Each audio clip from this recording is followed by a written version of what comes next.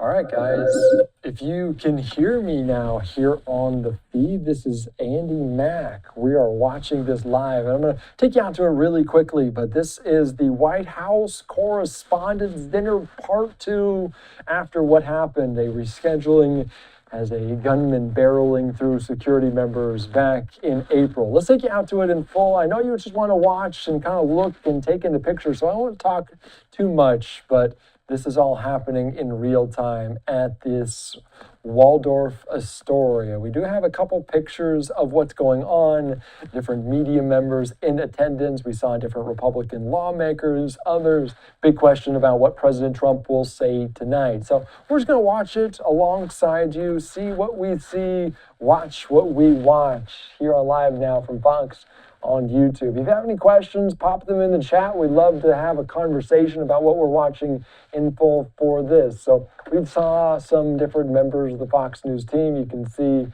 walking through here on LiveNOW from Fox. We saw Edward Lawrence. We saw Bill Maloogian, Mark Meredith. We saw David Spun. So they cover top stories from our nation's capital. You can see there Ed O'Keefe, I believe CBS. So different outlets all in attendance, making their presence known for this event in Washington, D.C. So we'll see what's going on. We'll try to read some lips of any Oz the Mentalist, any of his events. We saw him bounce around to various tables, and that would be quite the treat for anyone there at this event at the White House Correspondents' Dinner. So we do see in the background different lawmakers shaking hands. You can see this, the CNN table, Caitlin Collins and company, Wolf Blitzer there. They're enjoying their meal. So lots of questions about if people would be on edge, if they were going to be apprehensive to attend this event based on what happened back in April, and it doesn't appear to be the case. It appears like everyone's enjoying their time,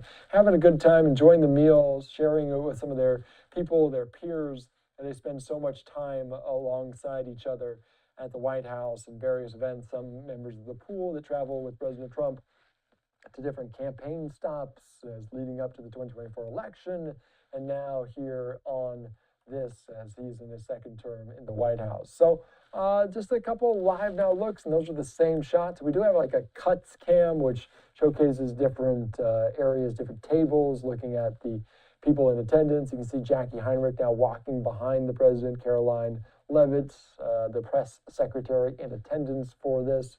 No Vice President J.D. Vance, no Secretary of State Marco Rubio, no First Lady Melania Trump. They all had other events that were already on their book tonight, so they're not in attendance, fewer members. And there's Oz the Mentalist. He's doing a great job, potentially at different tables. So I'm not exactly who these individuals are, but having a good time watching this and seeing who they're trying to read their mind, seeing what's going on in their brain here on this evening at the 2.0 White House Correspondents' Dinner. Let's just watch alongside us here on LiveNOW from Fox. I'll chip in every once in a while, but very limited audio coming in the feed, but interesting nonetheless.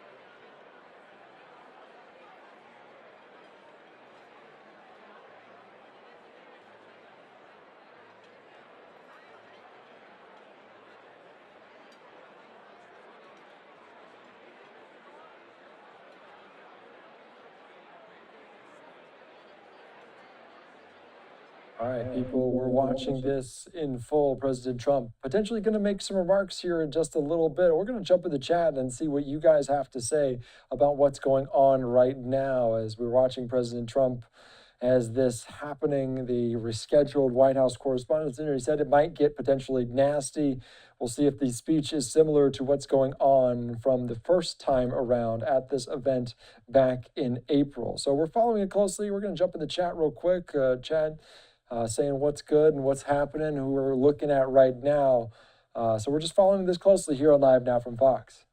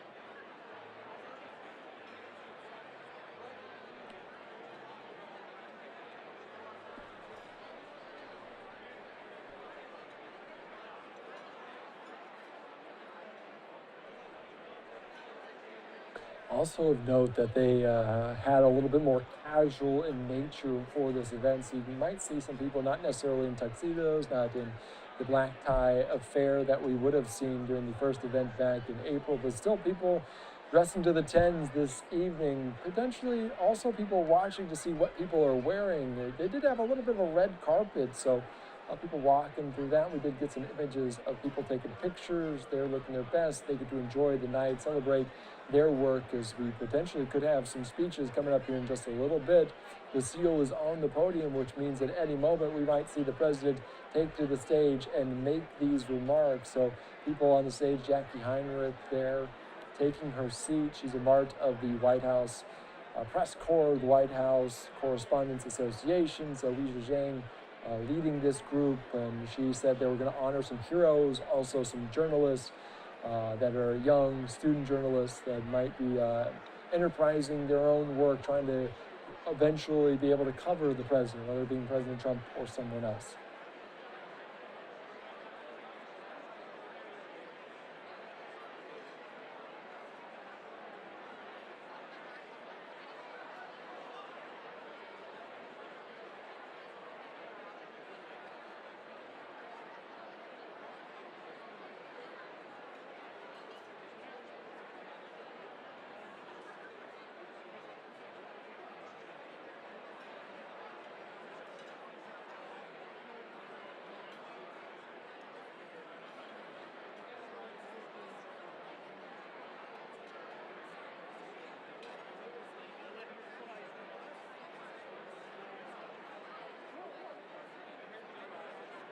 And over 1,000 people watching. You can see Mike Waltz there meeting with different people, so rubbing elbows. And you know, these people have some good relationships with the people that they cover. We saw Stephen Miller, the Trump advisor, outside the White House today, talking about it, how he looked forward to this event. And although they sometimes disagree, it's good to see them in this context, in this setting, as they are potentially not on guard as they were, protective of information and policy and whatnot. So this is a more casual forum that they can celebrate and talk about, because you can see Li Zhang asking the hard questions of Caroline Levitt during press briefings, but she gets to ask maybe a little bit lighter questions, or have and build this relationship where it's so very crucial, where you can trust one another in this regard. So really building that foundation that is necessary to cover the White House, express their first representative. So you can see there Teddy in the chat saying, Andy is here. Yes, I am watching it in tandem with all of you. Somebody asking in the chat, where is Melania? The First Lady had a event that she already had on the books, already on the schedule, on the list of what's to come. Same with J.D. Vance, the Vice President, Secretary of State, Marco Rubio. You see there Peter Doocy, and you can hardly miss the hairstyle. You don't really get to see his face, but you see the hair and you know that's a doozy. So Fox News' own at the table representing Fox News so very well, Edward Lawrence, Jackie Heinrich, Mark Meredith, others in attendance. So we'll see what President Trump says tonight. It's always interesting. He had quite a few questions, interesting ones, to the president today. Peter Doocy asking the president about, I believe, LeBron James. He also asked him about Bryson DeChambeau, the golfer, and what happened at the Open Championship, and a ruling that he was awarded a 2-stroke penalty. Some controversy over that. Asking if DeChambeau actually made a call. And we do know on the screen 4 minutes, so kind of a countdown of sorts until the event really begins in earnest. So get in your seats, get to YouTube, watch it here on LiveNOW from Fox. So we're in the chat right now. If you have any questions for me, pop them in there for the time being. I'll be able to answer them. I'm watching it in full alongside you. We saw Ouija kind of begin this event. We saw the national anthem take place. We saw the bring out the flags, the Sergeant at Arms, all those different events for this pomp and circumstance. So you can see there as we're following it, the rescheduled White House correspondents there. The viewership continues to grow. People are always curious what the president says. He spoke earlier today inside of the Oval Office. He's going to speak again. So we've seen him, 4 or 5 times within the last 24 or 48 hours or so. So we'll see what he has to say tonight. If he attacks the media, the press corps in a way that he's done so many times, or he takes a more cordial cordial way of addressing those in the room. So you can see on the stage right now, different members of Congress. They're going to be taking their seats. You can see they're saying that we should take our seats because it's about to begin in 3 or 4 minutes. So Jackie Heinrich on the left side of her screen, she just had a wedding. She just got married very recently within the last several months. There's President Trump alongside Li Zhang, and potentially some of the delicacies, the macaroons on the table. HHS Secretary Robert F. Kennedy Jr. in attendance for this event. The Secretary, a member of the cabinet. We've seen him present quite a bit. I believe we saw him recently at an EPA event with the president and different governors from various Republican states talking about data centers, talking about AI and that next frontier. 2 minutes and counting until potentially President Trump takes to the stage. Let's just keep listening and live.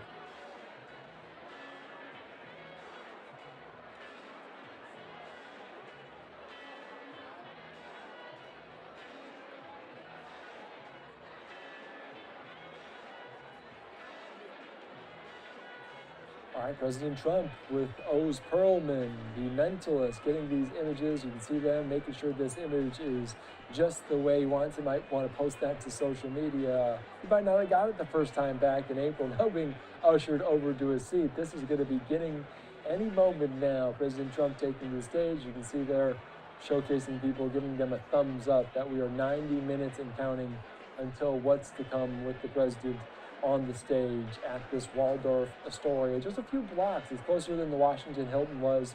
Washington Hilton very much larger than this venue, some 1,000 plus rooms at that venue.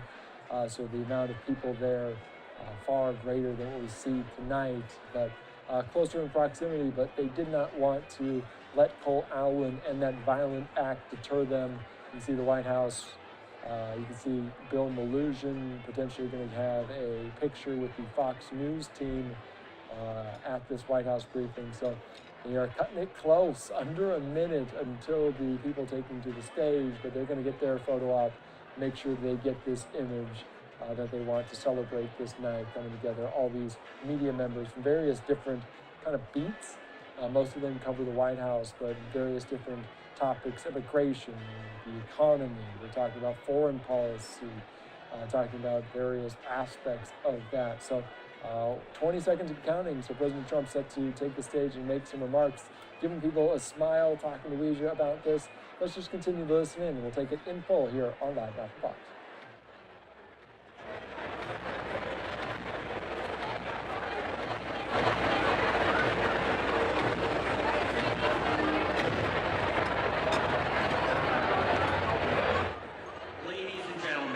Welcome back From CBS News, the president of the White House Correspondents Association, rescheduled.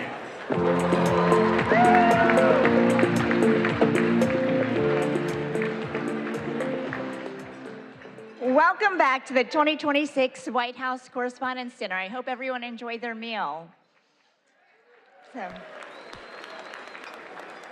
Since Calvin Coolidge became the first president to attend this event in 1924, nearly every sitting president has joined us at some point in their term.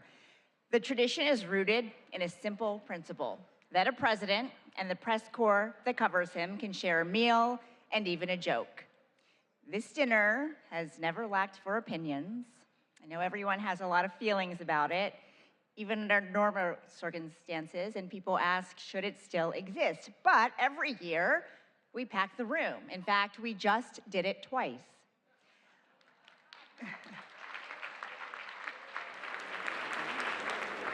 Whatever brought you here tonight, this evening is dedicated to the First Amendment and the excellent work of our colleagues and scholars. President Trump, you are joining us tonight for the second time in 3 months, and we don't take that lightly. Thank you.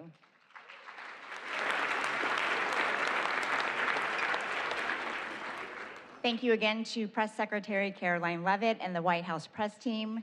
Thanks to the relentless WHCA board members, our executive director, Steve Thoma, and our general counsel, Simon Lakovich,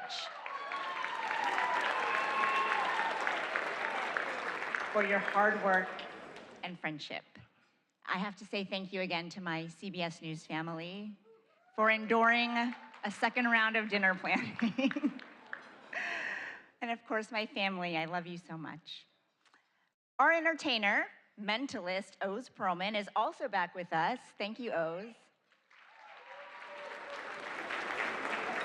For the record, he did guess Caroline's baby's name right last time, and we can't wait to see what you reveal. But you can skip the part where you guess the president's phone number because half the reporters in this room already have it. Finally, on behalf of the White House Correspondents Association, I also want to thank supporters from around the world, across the political spectrum, who sent well wishes after a shooting interrupted our event in April. Many of you are joining us on live stream, and C-SPAN is the crew as it was that night. Photographers and technicians were under the stairs where the shooter was, but they never stopped rolling their cameras and transmitting live footage despite the circumstances. Thank you.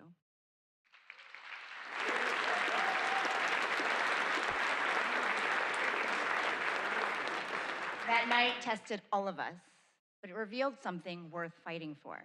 While journalists in the ballroom were gathering facts and getting them to the public, I got a rare glimpse of something few of us ever see in real time. In a holding room, President Trump was huddled with members of his cabinet, asking questions, finding the best way to share the answers with everyone, which is our job description too. I keep coming back to that split screen, not because it was dramatic, but because it quietly proved no matter how complicated or tense the relationship is between the press and the presidency, what we share is far more important than anything else, and that is our duty to serve the American people.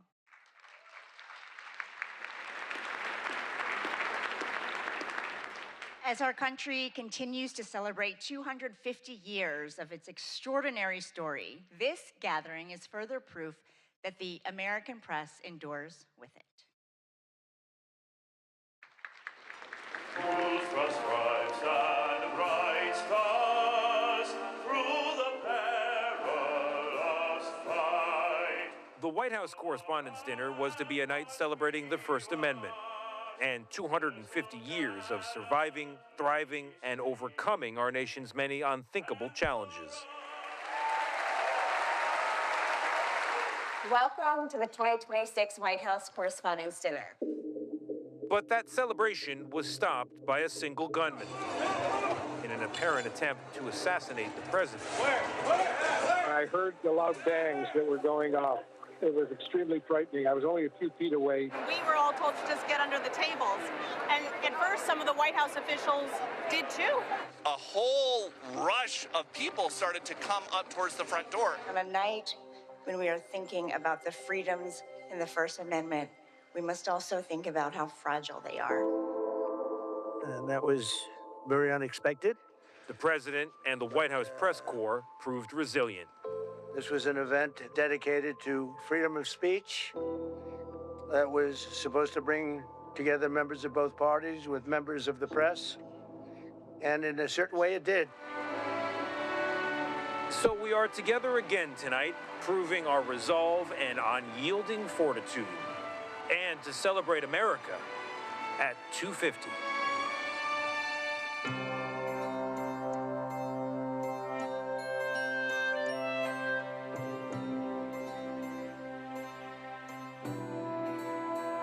Hello from 1789. I'm James Madison.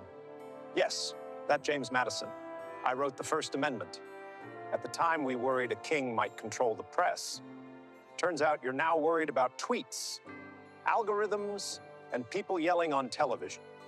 Let me clarify the rule. The government doesn't get to shut the press up, not when it's wrong, not when it's annoying, and not when it's asking uncomfortable questions. The First Amendment and the freedom of the press, it is the foundation of our democracy.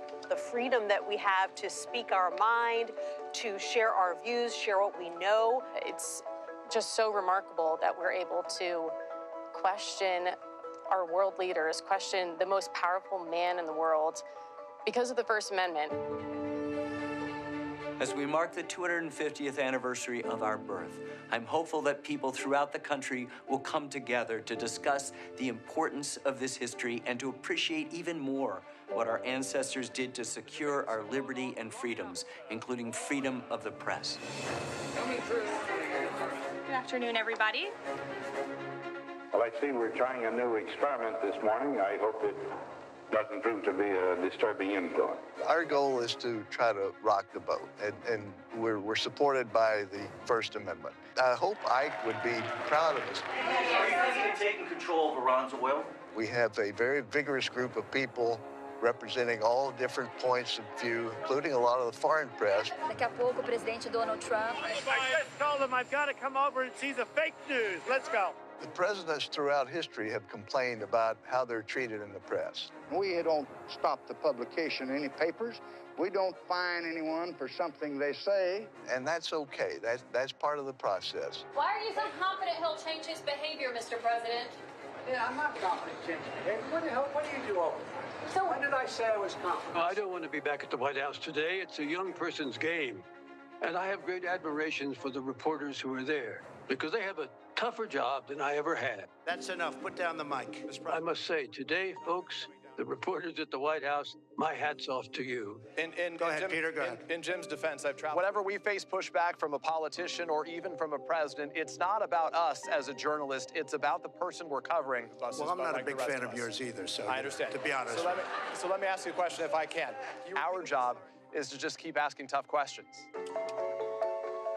Our founders were often distraught about the press, the highly partisan media of their time. Yet Jefferson famously championed a free press, noting that he preferred newspapers without a government to a government without newspapers. That's right. I favored a free press while my predecessor here, John Adams, signed a Sedition Act that could imprison journalists for saying anything malicious against the government. I ended that unconstitutional law when I took office, and thankfully, it's never returned. Can't blame a guy for trying. So which is it? Are you winding this down or are you escalating I can't tell you. Whenever there's a crisis, that's the time that people tune in. Thank you, Mr. President. Dan Rather with CBS News. The effects of Watergate were beginning to corner President Richard Nixon. If the president thought you were going to ask a question he didn't want to ask, he would try to throw you off balance right at the beginning. Are you running for something?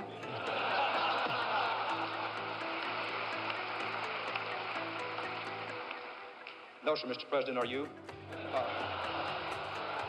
Mr. President, in talking about the continuing recession tonight, you have blamed mistakes of the past, and you have blamed the Congress. Does any of the blame belong to you? Yes, because for many years I was a Democrat. Why did you really want to go to war? When we push them to answer questions on the record, they have an opportunity to explain their reasoning, explain their thinking, explain their goals. Can you tell the country, sir, why you are content with all the fanfare around this deal to leave the conscience of this nation and the strength of this nation unaccounted for in relation to these 4 Americans? The notion that I'm content, Major, that's nonsense. And you should know better. Hello, everybody. Have a good trip. Well, you can't fall asleep on Air Force One because you never know when the president's going to come back and take questions. It's going to be a very long trip, right? Dan Compton, who's been with the president all day, is on the phone from Nebraska. On 9/11, I was part of that small travel pool that the White House agreed to take on what was a 10-hour odyssey. The president might be a target as well, and that is why he has come to as secure a place as he could. The White House made sure that we had phone connections and that we had access to the president. It worked exactly the way it should. So I dialed President Trump's number, and he picked up, just like anybody else. I just got off the phone with President Trump. It was a roughly 9-minute phone interview. I've covered 5 different presidents. I have never seen one other than Donald Trump who regularly takes phone calls from reporters. New media is massively important to our country. Here's what you missed if you weren't tuned in. We utilize social media to help people understand what we're talking about, breaking it down in digestible ways so that they can understand even the more nuanced news that's going on here at the White House. And today we went through the Rose Garden into the Oval Office to see every single outlet that's at the White House is shaping the national news. All of these outlets have a place here, and all of our audiences deserve to know what's going on in our country and in this White House. I don't think it's unusual for a president to be criticized. That seems to be one of the things that go with the job. As we look back over history, almost without exception, the better presidents at the end of their term have actually thanked the press in the spirit of, you had your job to do, I had my job to do, and that's the way the country goes together. Truth be told, in the greater scheme of things, you are, I hesitate to say this, more essential to that common pursuit than I am. And that's why freedom of the press is and must always be above politics. My friends say, what is it like to deal with the press corps? I said, these are just people that are trying to do the best they possibly can. You're not supposed to be sycophants. You're supposed to be skeptics. You're supposed to ask me tough questions and make sure that we are accountable to the people who sent us here. And you have done that.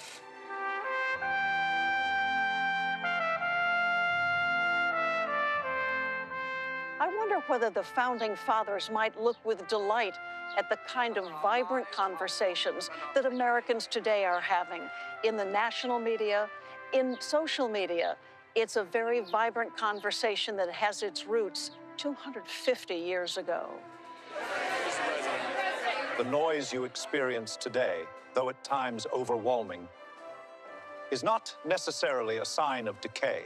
It may in part be the sound of liberty, exercising itself somewhat chaotically, to be sure. The true danger lies not in a press that is too free, but in one that forgets why it was made free at all. Enjoy the rest of the evening, and thanks for helping us reach 250 years of American democracy. Cheers. Cheers.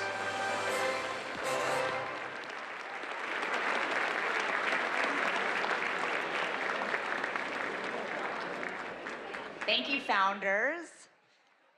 What a powerful reminder. By the way, that was AI, in case you missed it. What a powerful reminder that generation after generation, White House correspondents have the privilege of writing the first draft of history. Serving as president of our association has been one of the great honors of my life. And as my final act, I was determined to carry out one more event to highlight the strength of our press corps. I am honored to preside over this dinner, but I do have a fact check because technically my last day in office was last week. Our next chapter is in amazing hands with one of the fiercest women I have ever known. She is my wonderful friend, my partner in 2026-2027 WHCA President Jackie Heinrich, who I've asked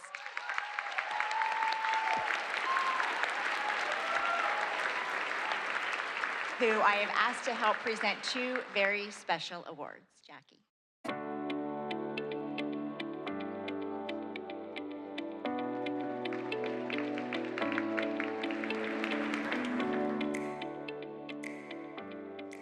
Thank you, Ouija, and good evening, everyone.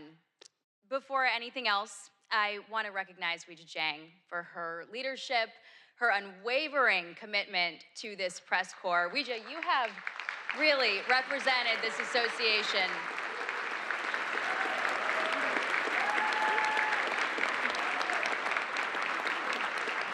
with such professionalism. There we go. There we go. Just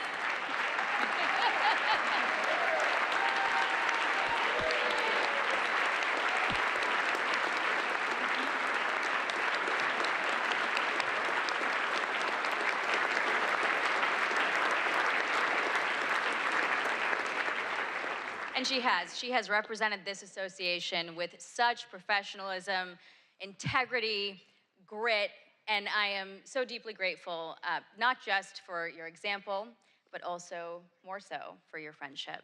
And to our members, I am humbled that you've put your trust in me to lead the White House Correspondents Association for the next year. And I look forward to working alongside all of you as we continue our shared mission. Pursuing the facts without fear or favor, and exercising the freedoms protected by the First Amendment in service of the American people. The attempt on President Trump's life last April was a sobering reminder that democracy is not immune to violence, and the freedoms that we cherish can never be taken for granted. Political violence must have no home in America.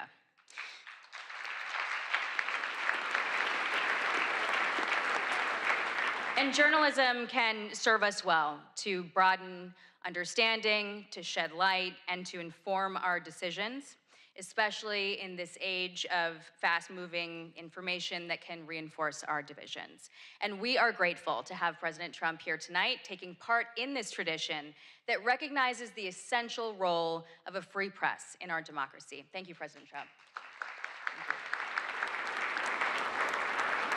The events of that night also revealed the resilience of this press corps, the all-American sense of resolve that no act of intimidation will silence us, and the endurance of the First Amendment.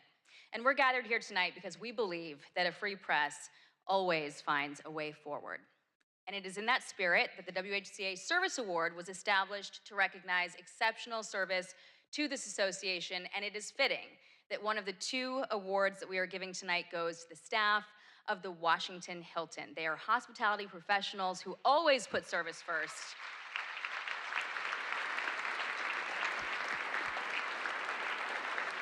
As harrowing events unfolded that night, their courage was on full display.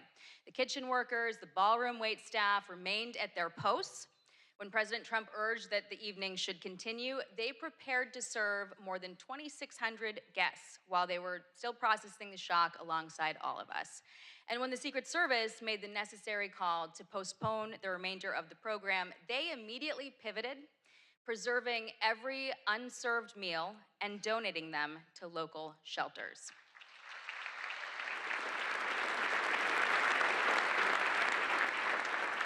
And many of these dedicated professionals have worked dozens of White House Correspondents' dinners since this event first moved to the Washington Hilton in 1968. And 58 years later, we are deeply grateful for their partnership. We are proud of the history that we've built together, and we are excited to return to the Washington Hilton next year, stronger than ever. Please welcome the Washington Hilton's General Manager, Ken Jarka, and Catering Manager, Karen Fiketis, to accept the WHCA President's Award for Exceptional Service on behalf of the entire Washington Hilton team.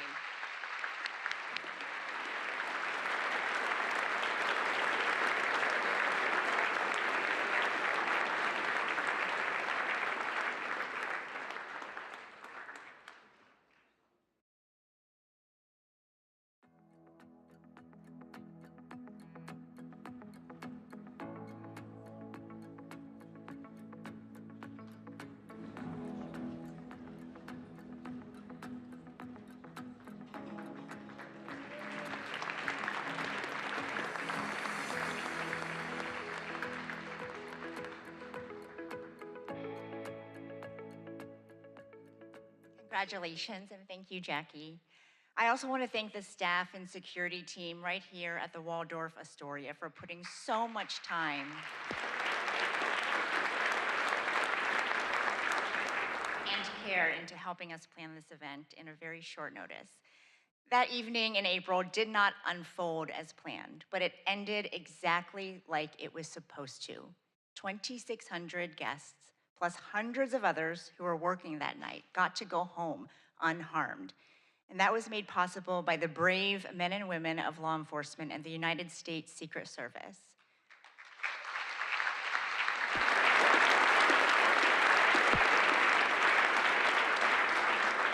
On behalf of every person who was inside that ballroom, and every family who got to hear their loved ones say, "Don't worry, I'm okay," we thank you.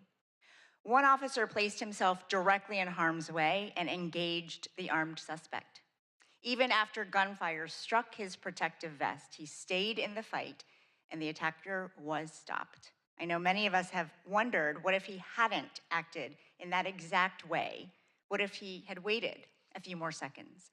His courage that night reflects the core values of the Secret Service: duty, justice, courage, honesty, and loyalty, and as a commitment to safeguarding his country and community.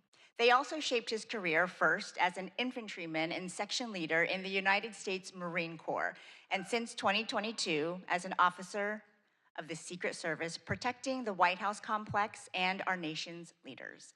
Ladies and gentlemen, it is my honor to present the WHCA President's Award for Exceptional Service to Officer Victor Gonzalez of the United States Secret Service.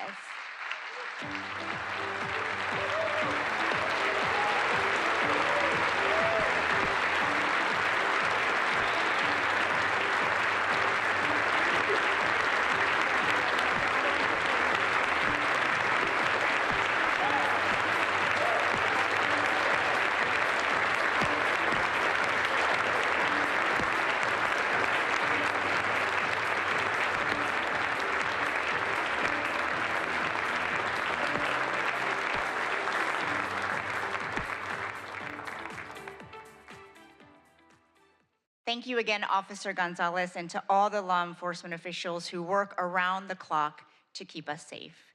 Democracy is defended in many ways, sometimes with a badge, sometimes with a notebook and a deadline. The White House Correspondents Association started as a group of 50 reporters, and I am proud that our membership hit a record number in 2025, more than 1,000 people, including many from new media outlets. Our press corps covers the presidency at all hours of the day. In their personal lives, they miss out on a lot so that the world doesn't have to. If you're a past WHCA president here tonight, please stand.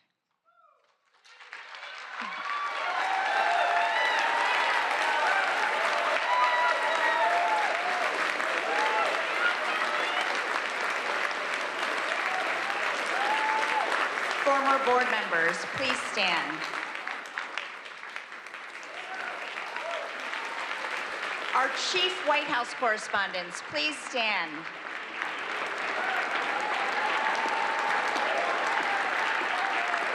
All current White House correspondents, reporters, producers, photographers, visual and audio journalists, please stand.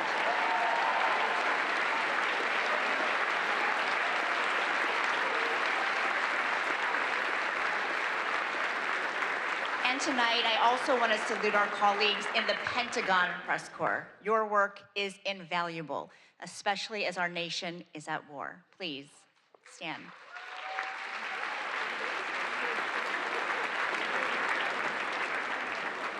And now we turn our attention to future White House correspondents, our incredible scholarship award winners. Please welcome our Scholarship Committee Chair, who also serves as the WHCA Secretary, Brian Bennett of MS Now.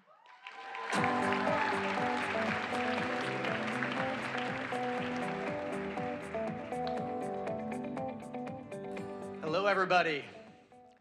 It means so much to be back together tonight. This is the part of the dinner each year that I look forward to the most.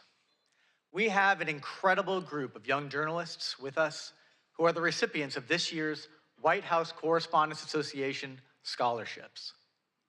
Since 1991, the WHCA has awarded scholarships to hundreds of journalism students.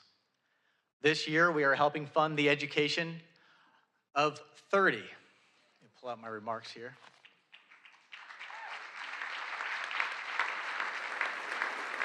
30 students from 16 colleges and universities. They are from schools all over the country: Arizona, California, Illinois, Iowa, Maryland, Missouri, New Jersey, New York, Ohio, Puerto Rico, Tennessee, Virginia, Washington, D.C. We have important partners who extend the reach of our giving, and you all are a part of that. The WHCA and our partners went to great lengths to make sure as many of our scholars as possible could be here tonight with us. And I'm happy to say that 26 out of the 30 of them were able to return for the second dinner.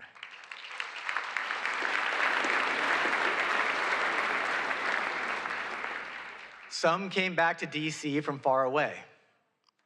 Many were already here in Washington for the summer for journalism internships. When the April dinner was interrupted by the shooting, a lot of the scholars did what journalists do in dangerous situations. They started reporting, and they reported for their college newspapers. They are already showing their commitment to the work that we are all here to celebrate. Our dinner is the primary fundraiser for our association and our scholarships, and because of that generosity, we were able to increase the amount of several scholarships this year. Thank you for being a part of this and supporting this work. And we also want to say thanks to the America 250 Commission for your generous donation to our scholarship fund. The scholars not only receive financial help to pay for school. Earlier this year, they had a tour of the White House, and they met with White House officials.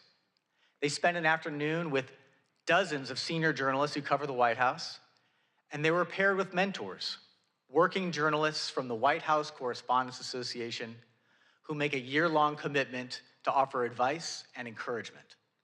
We all had people along the way who helped make us better. And the WHCA Scholarship Program is a way that our association gives back and helps strengthen a new generation of journalists. Because of the commitment and your support, past WHCA scholarship recipients are now doing amazing things in journalism. We tracked some of them down to tell us about their work today.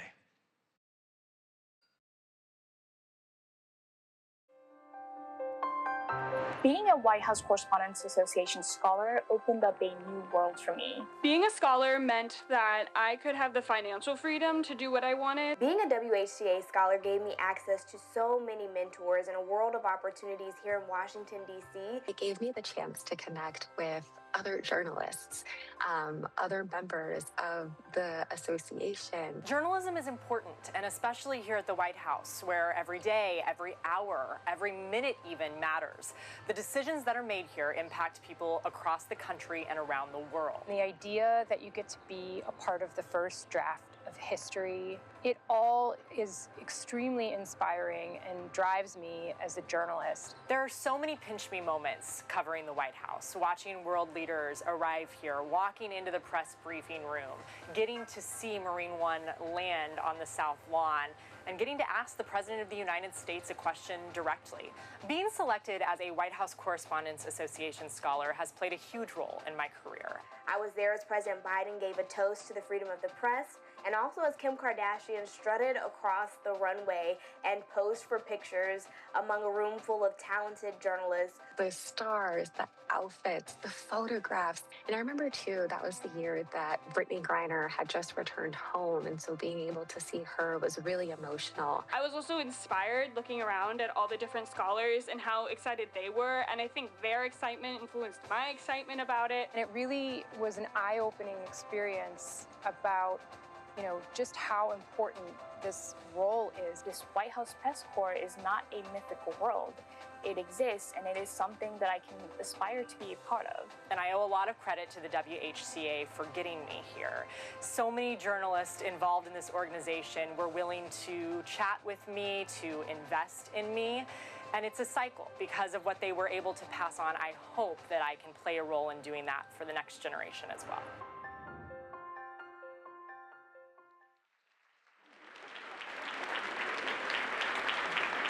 I can tell you, this year's scholarship recipients are also really impressive. And they're all sitting right over there. Let's meet them.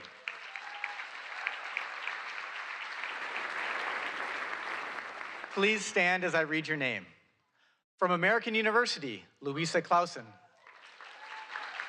From Arizona State University, George Headley, Elisa Horton, and Kyle Sikinski. From Hampton University, Kristen Fluellen and Jade Abubakar. From Howard University, Tatiana Allen and Madison Maynard and Sanyu Lakoma.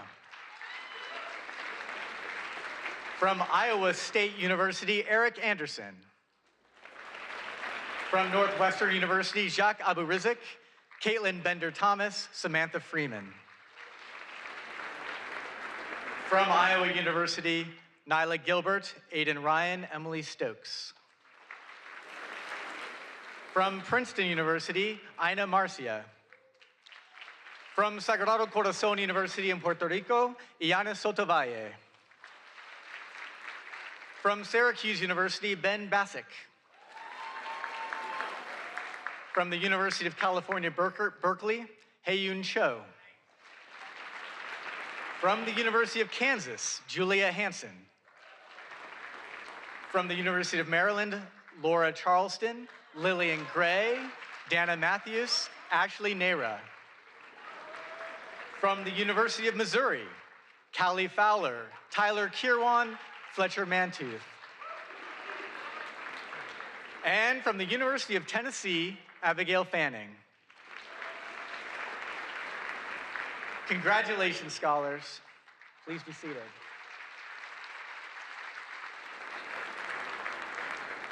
There's one more scholarship that requires special attention. This year, we've added a new scholarship at New York University that has been named in honor of the legendary CBS News White House correspondent, Mark Knoller.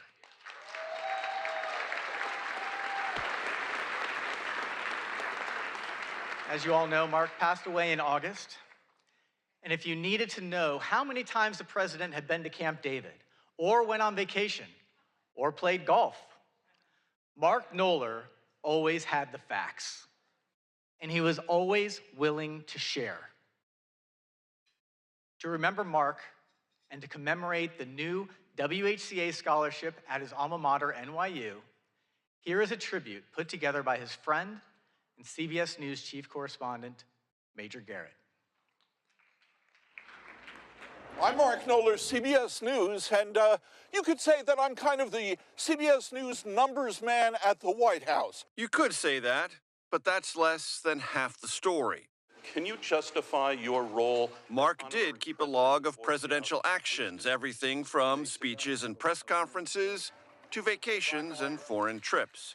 By my count, President Obama had 65 domestic trips in 2010, spanning 104 days. Knoller's numbers were so precise, White House aides used them to backfill or correct their own records. Historians and journalists came to rely on Knoller's database, which he never hoarded, always shared. Mark. Knoller. Mark Knoller. Knoller considered that database the heartbeat of the presidency. To understand and cover a president, you had to know and remember all of a president's actions. President Obama does like to play golf. Since taking office, he has played golf 57 times. I'll be glad to answer a couple of questions. Mark Knoller, are you with us? You bet. Those who watched Knoller work were left in awe. Every White House reporter logs long hours. None logged as many as Knoller. I'm one of those lucky people that gets to work at something he loves doing, And so I really don't feel as though I'm sacrificing anything, spending long days here. Prolific and accurate reporting mark Knoller's hallmarks, which serve the presidency and the nation well.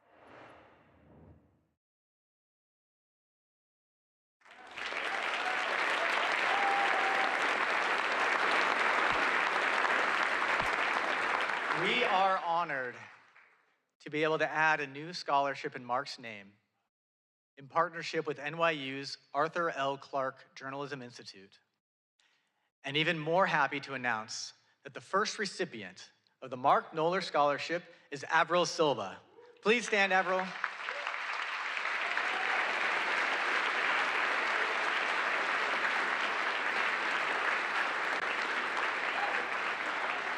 Ladies and gentlemen, this year's WHCA Scholarship students. When you see them tonight, offer them advice and offer them jobs. Many of them are already doing amazing journalism. They're all superstars. Thank you very much.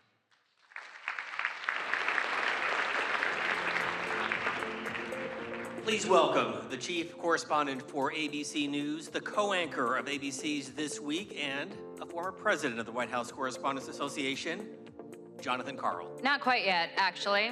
Sorry about that. John, you're gonna have to wait a second. We have a lot to celebrate this evening, everyone. We want to give a special thanks to those who value the work that we do, the freedoms that we stand for, including Paramount, the Emerson Collective, and the Knight Foundation. All of them made donations to the WHCA after our April dinner was interrupted. And it is, by the way, our one fundraiser of the year. Their support will help our scholarship programs and our general operations in the next year. Thank you all very much.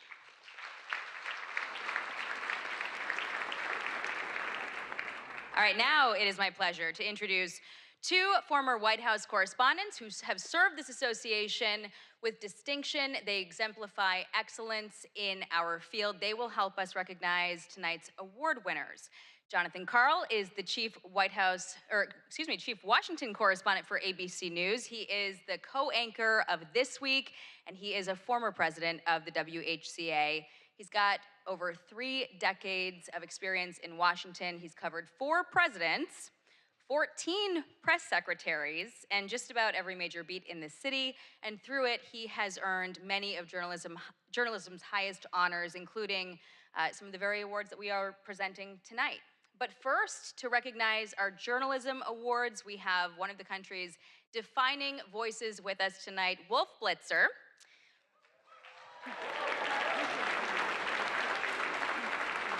Wolf is CNN's lead political anchor. He's the host of The Situation Room, and he's been a staple of CNN's political coverage since 1990, earning a reputation for steady, authoritative reporting on some of the most consequential moments in modern history, and earning multiple Emmy Awards himself for his distinguished career. Please welcome me in joining Wolf to the stage.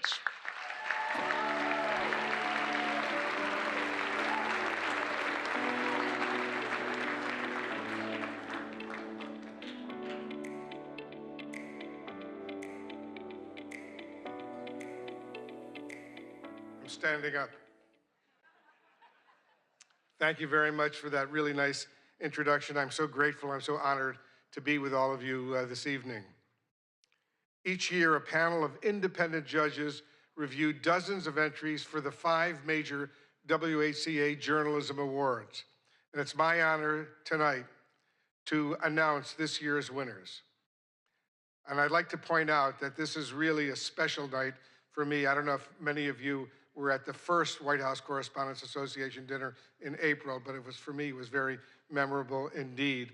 And I can report this time, after the first course, I did not go to the men's room.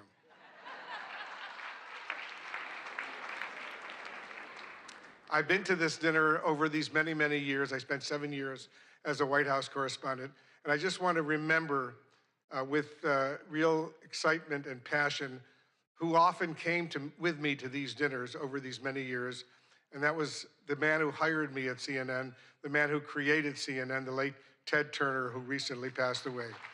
And he was a not only a mentor and a good friend, but he loved journalism. When he hired me, he said, remember, Wolf, we're the cable news, capital N, capital E, capital W, capital S network. This is where the news comes first, and don't forget that. Forget about your own personal opinions. Just report the news fairly and accurately, and if you can, do it first. And that's what I've been trying to do over all of these years. So let's remember Ted Turner, what he did for not just for CNN, but for CNN and all of the news organizations over these many, many years. The Aldo Beckman Award for Overall Excellence in White House Coverage, named for the late Chicago Tribune correspondent and former association president Aldo Beckman, goes to, and let's give him a big round of applause, Josh Dawsey of the Wall Street Journal.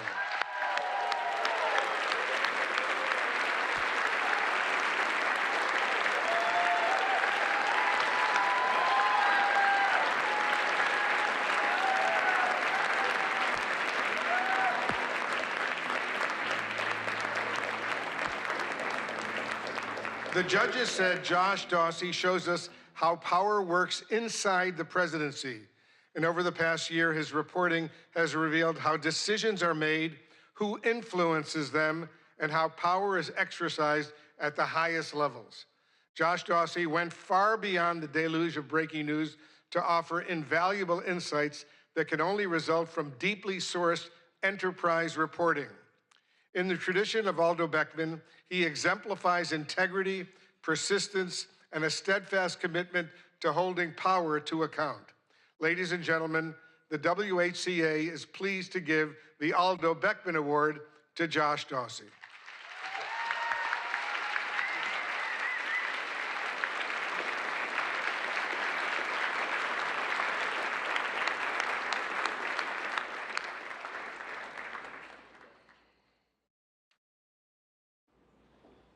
Let's continue with the awards. Thank you. The WHCA gives out 2 awards for reporting under deadline pressure, one for print and one for broadcast. This year's print winner is Amr Madhani and Zeke Miller of the Associated Press.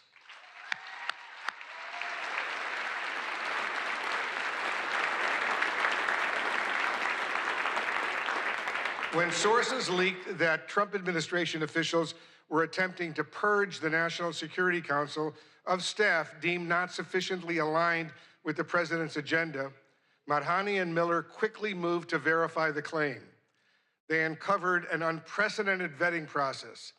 NSC staffers were asked about their past political contributions, voting records, and social media posts as a gauge of loyalty to the president. Ultimately, more than 150 NSC aides were removed, resulting in the loss of considerable foreign policy expertise. The story that Madhani and Miller produced is as consequential as it is revelatory. Please welcome Zeke Miller accepting the award on behalf of the team.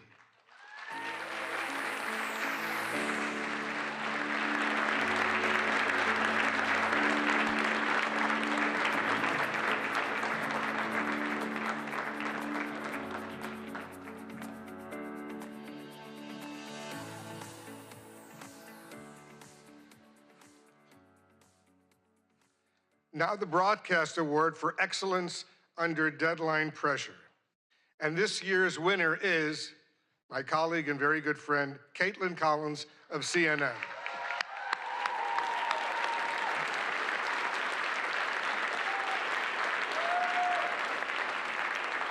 Reporting by CNN's Caitlin Collins on a historic showdown in the Oval Office between President Trump and Ukrainian President Zelensky launched a memorable day of nonstop insight and analysis, including her exclusive interview with the Secretary of State, Marco Rubio. Judges were awed by the depth of knowledge, access, and context that Caitlin brought to coverage of a meeting that unraveled before the world's eyes. The WHCA is pleased to honor the deadline reporting of CNN's Caitlin Collins.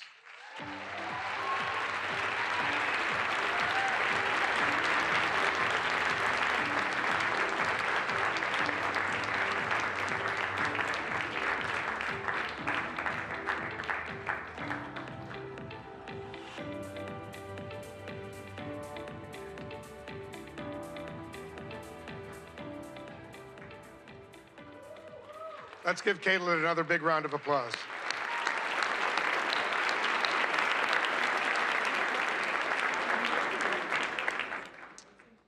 And now the award for excellence in presidential news coverage by visual journalists. This award recognizes a video or photojournalist for covering the presidency at the White House or in the field. And this year's award goes to Andrew Harnick of Getty Images.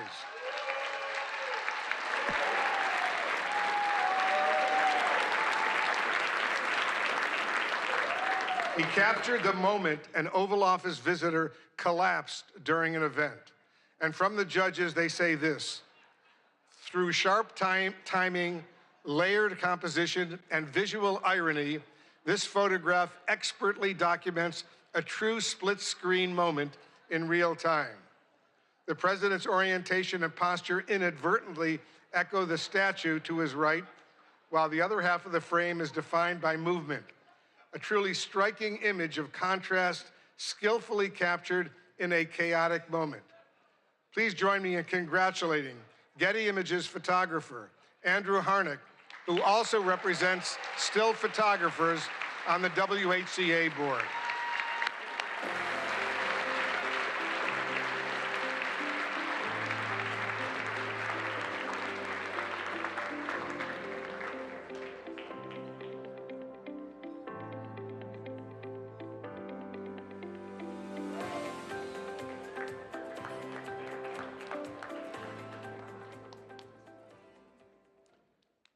There are more. And now the Katharine Graham Award for Courage and Accountability, named for the legendary Washington Post publisher, and it comes with a prize of $10,000. This year's award goes to the Wall Street Journal.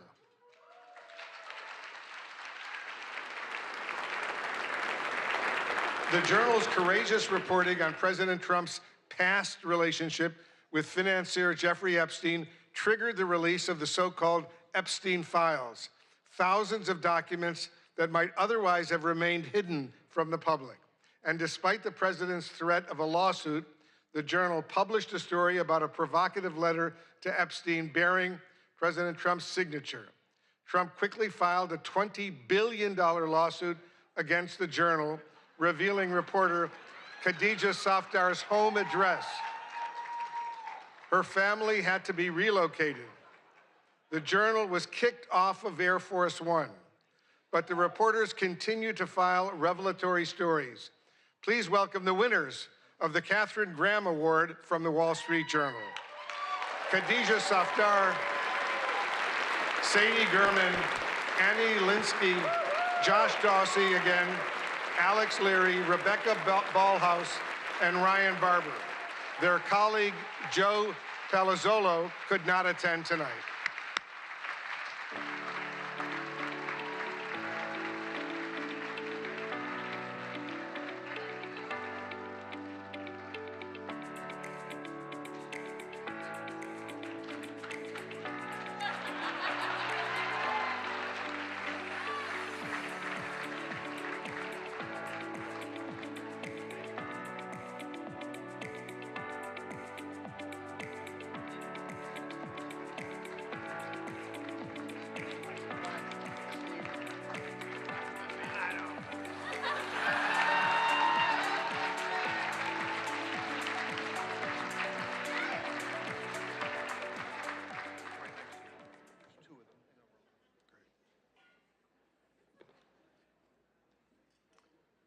The Collier Prize for State Government Accountability is presented by the University of Florida College of Journalism and Communications.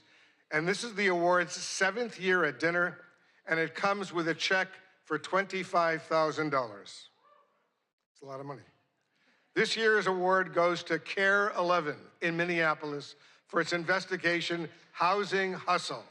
The investigation exposed a massive organized fraud scheme within Minnesota's Housing Stabilization Services Program, a Medicaid-funded safety net meant to help people with disabilities and those facing homelessness find and keep housing. Reporter A.J. Legault uncovered ethical and oversight breaches at the highest levels. The investigation drove sweeping state reforms and waves of federal probes and charges, said one Collier juror.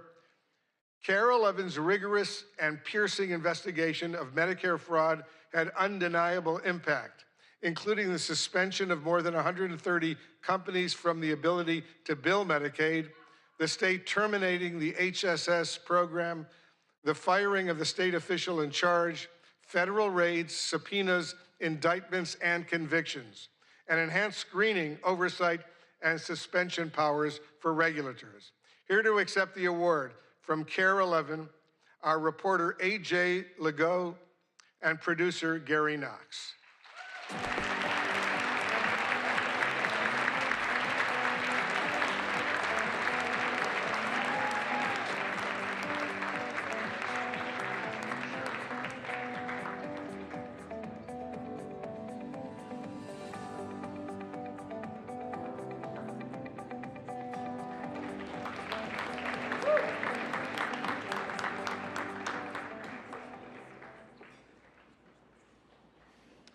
The Center for Integrity in News Reporting Award honors the most fair, impartial, objective news reporting by a member of the WHCA that has the courage to not fear and the discipline to not favor.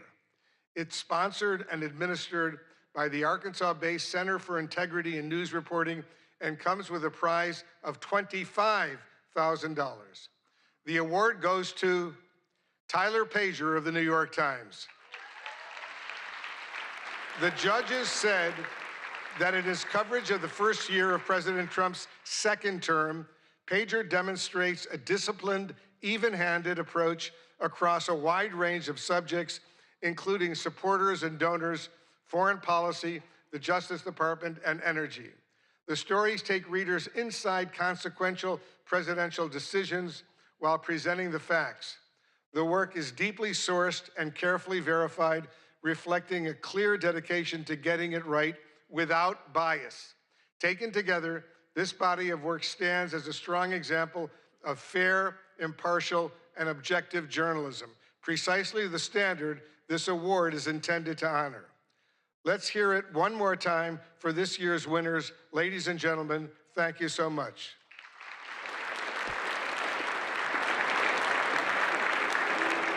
But before we do that, Tyler,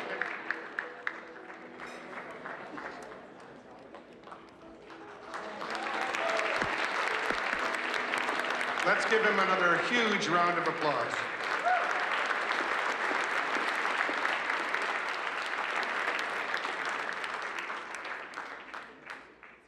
And it's now my pleasure to introduce my good friend, longtime colleague, Jonathan Karl.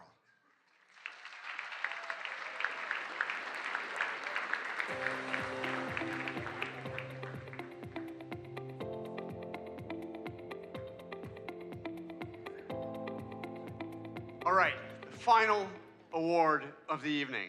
It is a high honor to present the award created to recognize the fierce and fair women who cover the White House every day.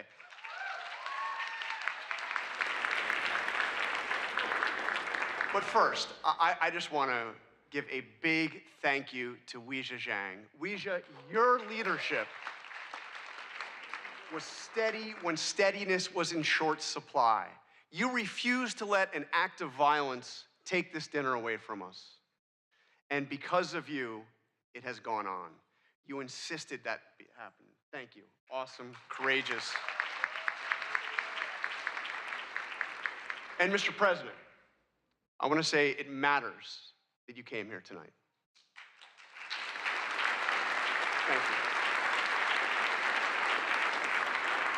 For more than 100 years, presidents have chosen to sit in a room of reporters who ask tough and often uncomfortable questions and who report without fear or favor. It's important. Thank you for being here. And in that spirit, I am thrilled to present an award named after two women who didn't just cover history, they helped make it. In 1947, A woman joined the White House press corps and changed it forever. Her name was Alice Dunnigan. She was the first African-American woman ever credentialed at the White House.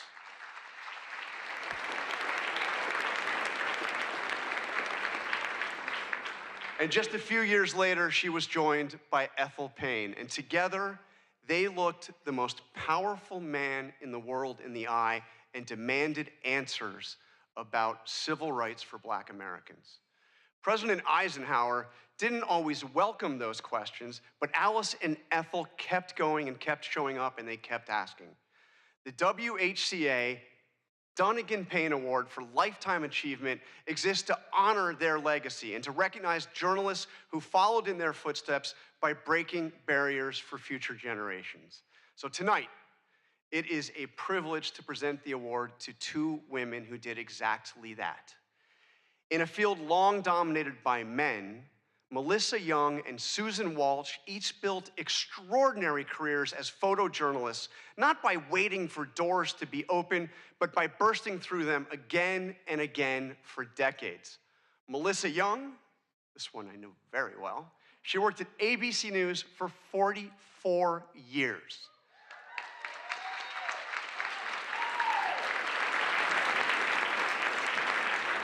She began in local television in Miami and worked her way to Capitol Hill and the White House, where she was one of the first female photojournalists in the press corps.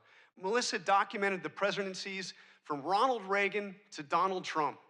She covered campaigns, secretaries of state, and defense. She reported in disaster zones, war zones, all around the world. I worked side by side with Melissa for about half of those years, and I traveled to more than a dozen countries with her. I'm not gonna mention the time I was briefly detained because that was on Capitol Hill and she came to my rescue. That kind of person. True. She's tireless and professional and a lot of fun to be around. She did it all with persistence, resilience, and quiet determination, retiring just last year. Susan Walsh, her career was built on anything but luck. When a promised job fell through after a college internship, she called the AP's Boston bureau every single day for 3 weeks, just saying, "Give me a shot, will you?" Well, finally, they did just that. She came in, she said yes to every assignment. She worked her way up. She got to cover Super Bowls, Boston marathons, 5 Olympic Games. She transferred to Washington in 1997. And from there, she went on to photograph every US president from Jimmy Carter to President Trump, traveling the world as part of the White House press corps. In 1999, she was part of the AP team that was awarded the Pulitzer Prize for feature photography for her coverage of President Clinton's impeachment.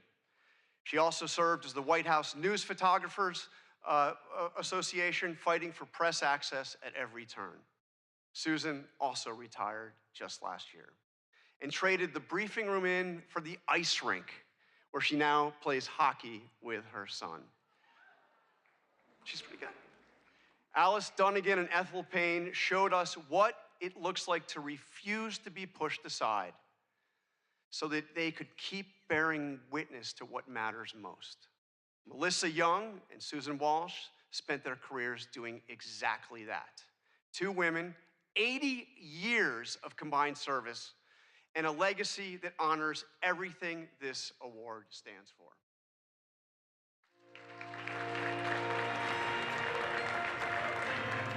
My job gave me purpose. I had a lot of fun.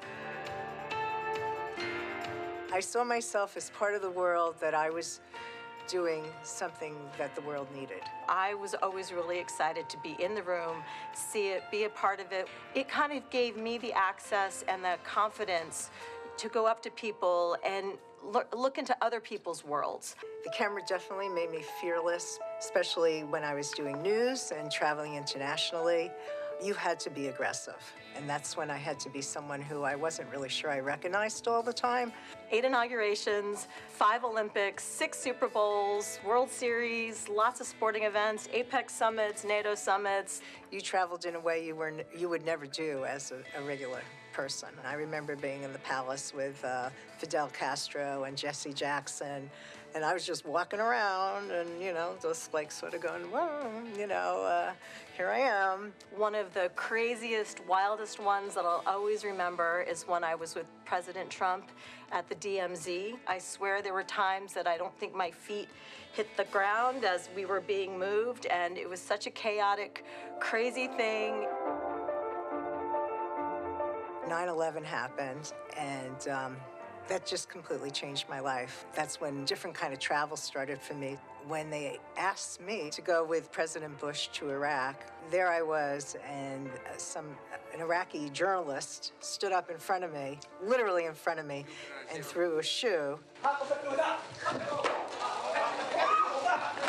Secret Service jumped on him. I was right behind him. I remember trying to hold on to my tripod so I can keep shooting. And then when it was finally over, they rushed us into a room to do an interview with the president. I think I started to see that what I did was really important. I was traveling overseas with Jill Biden, and we slowly went into Ukraine, get the picture of First Lady Biden meeting Mrs. Zelensky, and for all of I love you guys, my writer friends, but for all you writer friends who didn't want to give me a spot in the van, my picture ended up on the front page everywhere, and your stories got bumped inside. Sorry. And I hope there are more women that will follow through on this, especially in television, because it really is a great job. It was always such a compliment to be considered one of the boys, one of the guys. And now that I'm older and there's many more women doing this job, I'm like, you know what? We're going to claim our space. You guys can be one of the girls, because we got this. Yeah. We got this.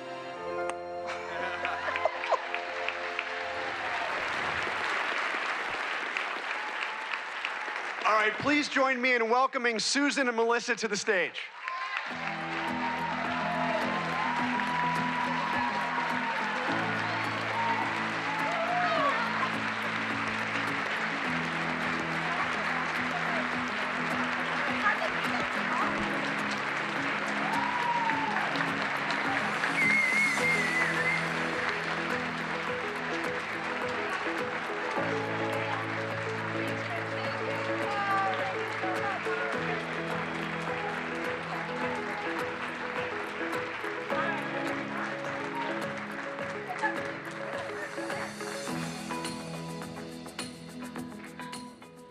Can I say this is pretty awesome? I spent most of my career down in there, so I thank all the photographers and the photojournalists who had to cover this event.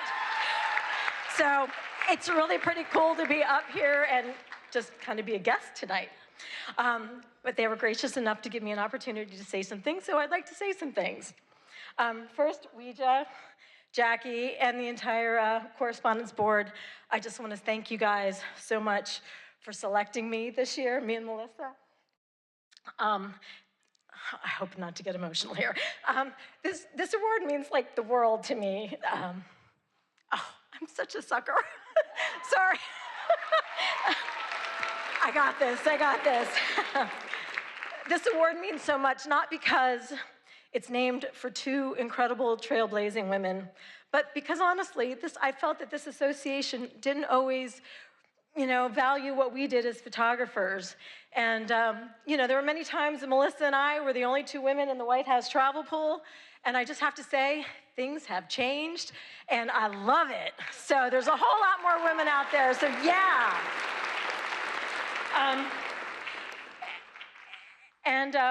I do have a couple of shout-outs.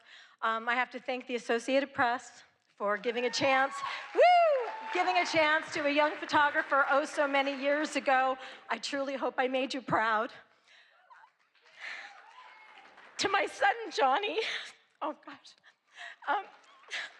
I practiced this and I was okay. To my son, Johnny, who's here tonight, thank you for putting up with your mom's crazy work schedule. I love you. And yes.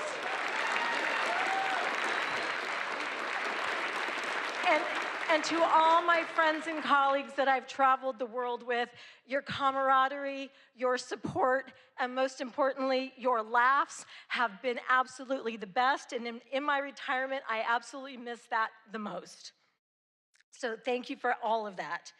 And then finally, to all the journalists out there who are working incredibly hard to report the truth, despite access issues, insults, and subpoenas, keep it up. Your work matters, and we need you now more than ever. Thank you so much for all you do.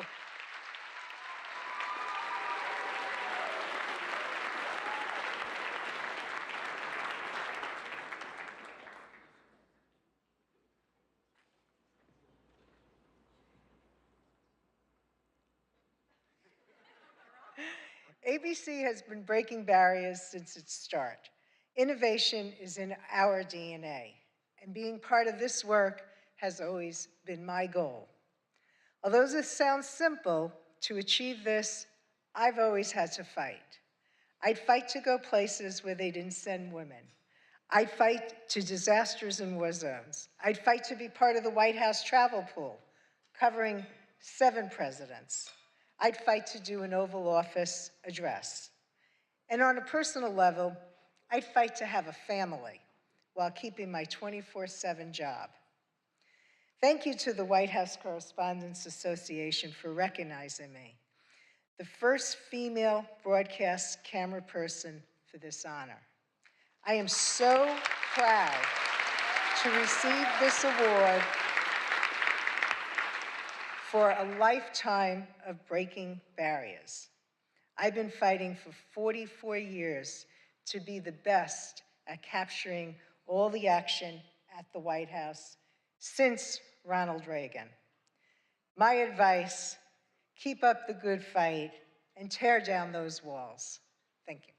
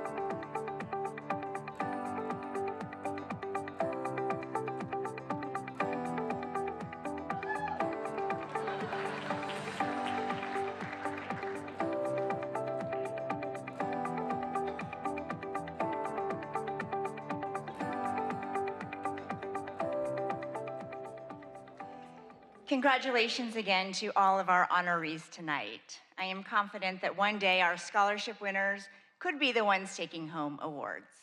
After all, not that long ago, we were you. Young people passionate about journalism and determined to make it work.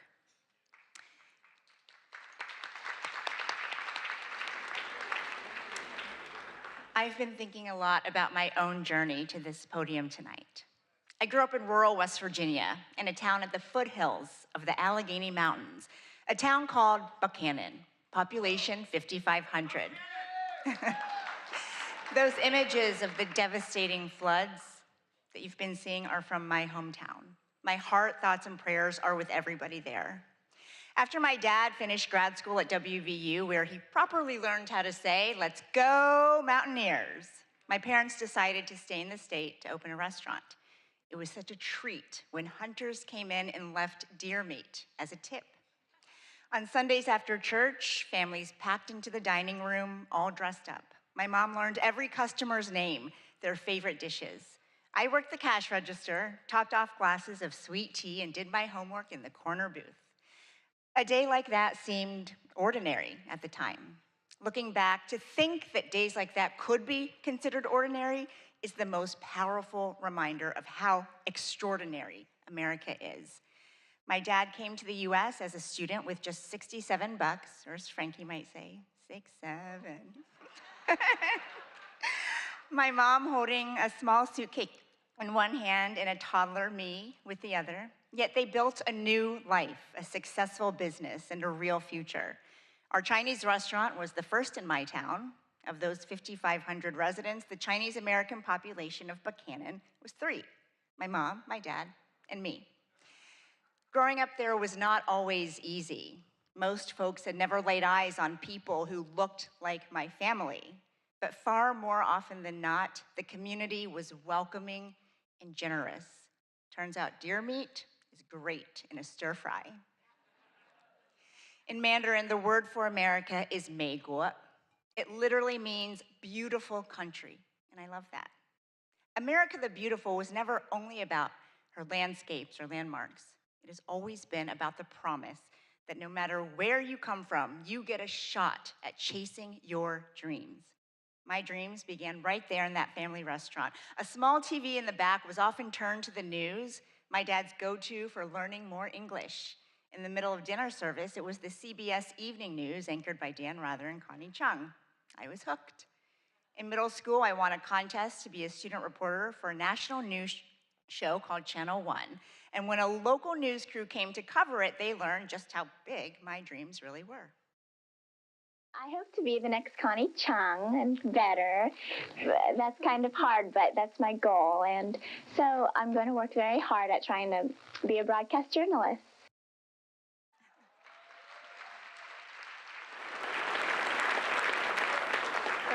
Years later, it's surreal to say that I've sat in Connie Chung's old chair to fill in on the evening news. And Connie and I have talked about how the White House beat and the White House Correspondents Association used to be a little bit of a boys' club. For decades, women could be members, but they were not invited to sit at this dinner until 1962, when a woman who would become Dean of the Press Corps insisted. Thank you, Mrs. Helen Thomas. So tonight, it means everything to stand here as the first woman of color ever elected president of this association in its 112-year history. I'm here because of the tenacious women who came before me, Melissa, Susan, and support from my family who are with us tonight. My husband, Luther, not from West Virginia, but Arkansas, similar enough. My amazing daughter, Frankie, little brother Jack, who should be sleeping by now. I love you more than anything in the world. I love you the most. My parents came to a country with almost nothing to give their daughter everything. And now I have that because they could be with me in this moment. Mama, Baba, 谢谢.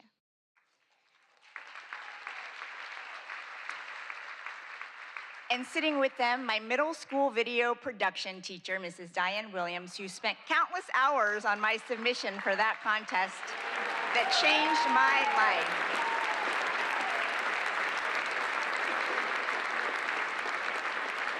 Like public school teachers across the United States, Mrs. Williams looked at a 13-year-old kid and said, "You can be whatever you want when you grow up," and she meant it.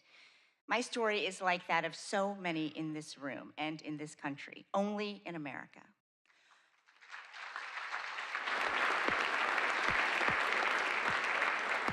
Only in America could a little girl born in China and raised in Appalachian coal country make her way to the Oval Office to ask questions of the President of the United States.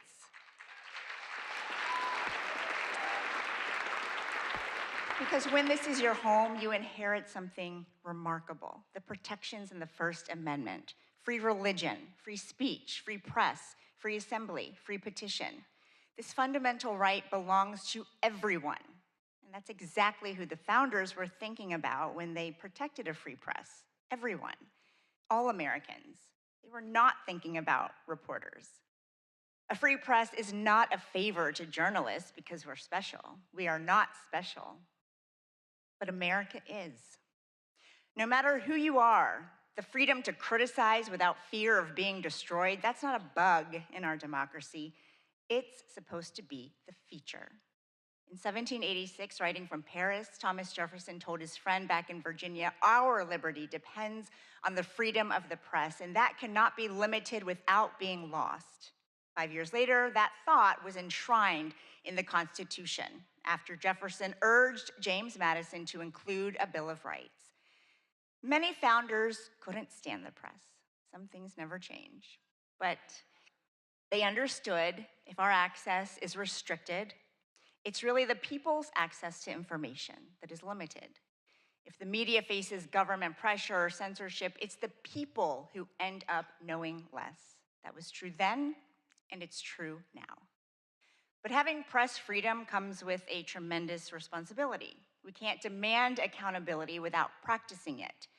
Criticism of the media can be unfair. It can also be legitimate. We get a lot right, but sometimes we get things wrong. We mistake proximity to power for understanding it. And at times we get trapped in our own bubbles. There is a difference though, an existential difference between criticizing the press and trying to undermine it. One is healthy and it makes all of us better. The other is exactly what the founders hoped to prevent. Around the world, press freedom is not guaranteed. In many countries, reporters who criticize the government are detained without trial, their stories erased. In the worst cases, they never make it home. Tonight, we think about all of them, and we think about the protections that set us apart as a nation. Just 20 days ago, America turned 250 years old. The First Amendment is a big part of how she made it this far, and it falls on all of us to make sure it carries her through to the next 250 and beyond. President Trump, I've covered you for a long time, and so have many reporters in this room. When we ask questions, you push back, you give us answers, and we push back. You have always been a deal guy. Well, that's the deal. And the First Amendment is a done deal. And that's what we toast tonight, the freedoms that brought us back together even after they were threatened. So let's raise a glass to what makes ours a beautiful country.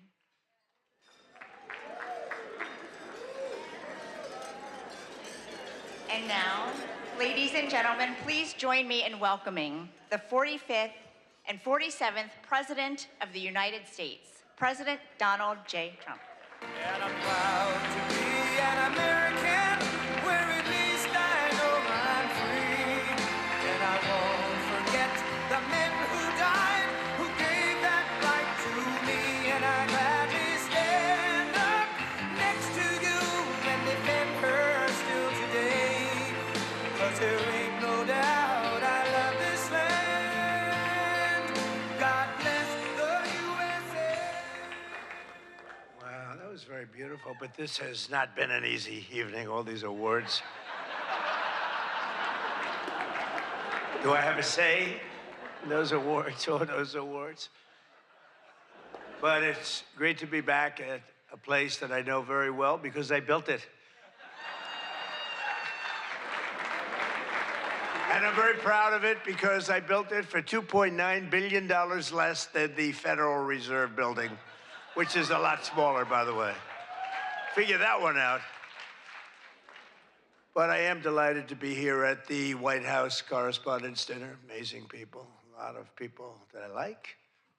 Some I don't like at all. But I respect most of them, I must say that. You do a great job, amazing job, and it's an honor. As I said 3 months ago, the show must go on. We were backstage, and we both wanted to just have it go on, whether it was 2 o'clock, 3 o'clock in the morning, it didn't matter. But in the end, it made more sense to do it the way we're doing it. And we had a great news conference at the White House, in a very important room. And you did very well. I think we all did very well. It was a hell of an evening, I can tell you that. Won't soon be forgotten. And I think a lot was learned from that evening. A tremendous amount was learned about security and about other things, the dangers of what we all do. But just like my presidency, the second time is always better. It's always better. And the third time will be better yet. I'm only kidding. From the earliest moments after the attack on our dinner last April, I knew we had to reschedule this event as soon as possible. We had to do it very quickly, and we met very quickly, and we figured something out. But the attempted mass murder at the Washington Hilton, that's what it could have been, was an assault on our democracy itself. A very serious situation. Many of you were there with me, and some showed extreme bravery, like Pete Hegseth, Steve Miller, Tom Homan. Really? They were standing on tables, and most of you were under the tables, okay? But they did. They showed. I saw every one of them that was standing up in those tables. I didn't know if they were brave, if they were smart, if they were stupid as hell. But they were on those tables in some cases, and there were a lot of different feelings going on in the room at that moment. But after hearing the gunshots, many people yelled, "Get down, get down," which caused Nicki Minaj to start twerking. Do you believe it? Get down. She's the only one that really understood what that meant. It's quite an evening. But tonight we come back together to answer that heinous attack with unwavering resolve. And every one of us here this evening to show that in America, we do not yield to political violence. We can't do that. Can't do it. So in this country, we believe in freedom of speech. We settle our differences not with bullets, but with open and vigorous debate. And no deranged loser with a gun will ever change that. We can't let that ever happen. There are a lot of very dangerous people out there. We can't let it happen. I want to begin by expressing our gratitude to the incredible men and women who put their lives on the line every day to protect my family and myself, all presidents, and lots of others. That's the United States Secret Service, so I appreciate it very much. And Sean and the whole group, amazing job. Amazing job. In recent months, they've repeatedly responded to threats with speed and professionalism and extraordinary courage, and there is no better example of that than Officer Victor Gonzalez, who we just met. It was amazing. What he did was amazing. When the would-be assassin charged the checkpoint at speed, he was fast. When you looked at that, you had to look at it about 10 times before you really saw what was going on. He was quick, nasty. The gun made him nasty, actually. But Officer Gonzalez engaged the attacker without hesitation and took a bullet to the chest after his ballistic vest, fortunately, was on, saved his life, and Victor did not even want to go to the hospital for a checkup. We insisted, really, we wanted him to do it. We insisted, but he didn't want to go. So to Officer Gonzalez, Secret Service, Metropolitan Police, law enforcement generally, and even all of the military who surround us in the room tonight, we salute you and we thank you with all of our hearts. Thank you very much. Great job. Great job.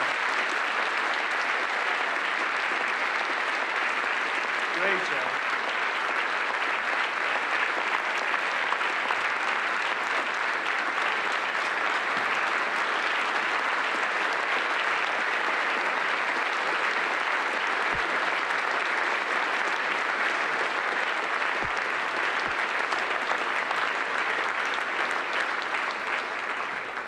These are great people.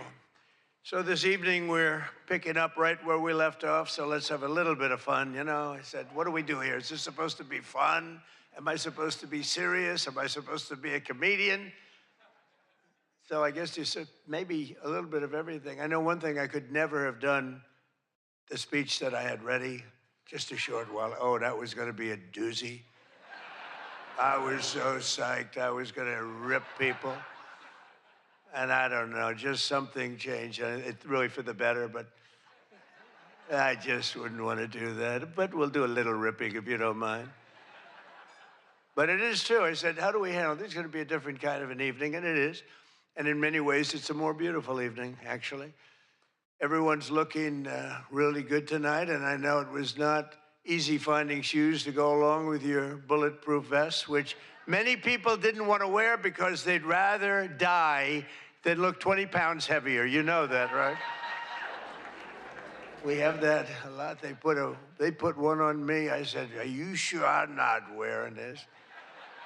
No, you look exactly 20. They say, sir, it's about 21 pounds. They said, not good. But I want to thank the outgoing president of the White House Correspondents' Dinner, Association. Now, she won't admit it, and she should not admit it, but we sort of became friendly. You know, in times of stress, on occasion, you become friendly. I have a lot of respect for Ouija, and I tell you, we went through a little bit of a war together. It turned out pretty good. It turned out pretty good because of a lot of good people. They stopped the tragedy, so I want to thank you very much. Fantastic job.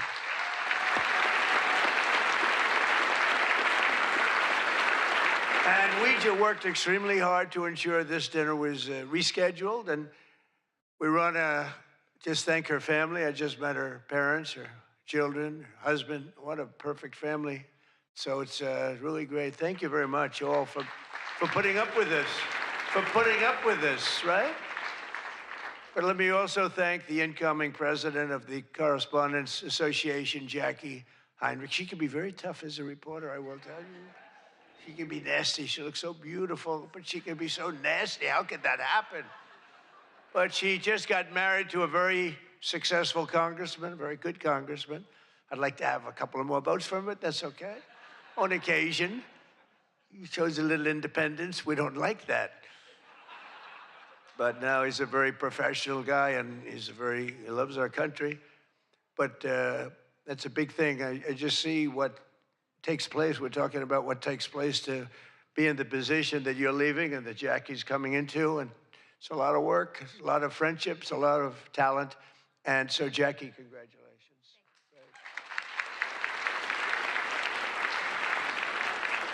And congratulations are also in order for our favorite White House press secretary, Caroline Levitt, who just had her second child. You and your husband. She's great. She's done a fantastic job. We all love her. She's done a fantastic job. She's another one. She can be nasty. But sometimes she has no choice, right? But Caroline may have one of the hardest jobs in the White House. She has to deal with all of you all of the time.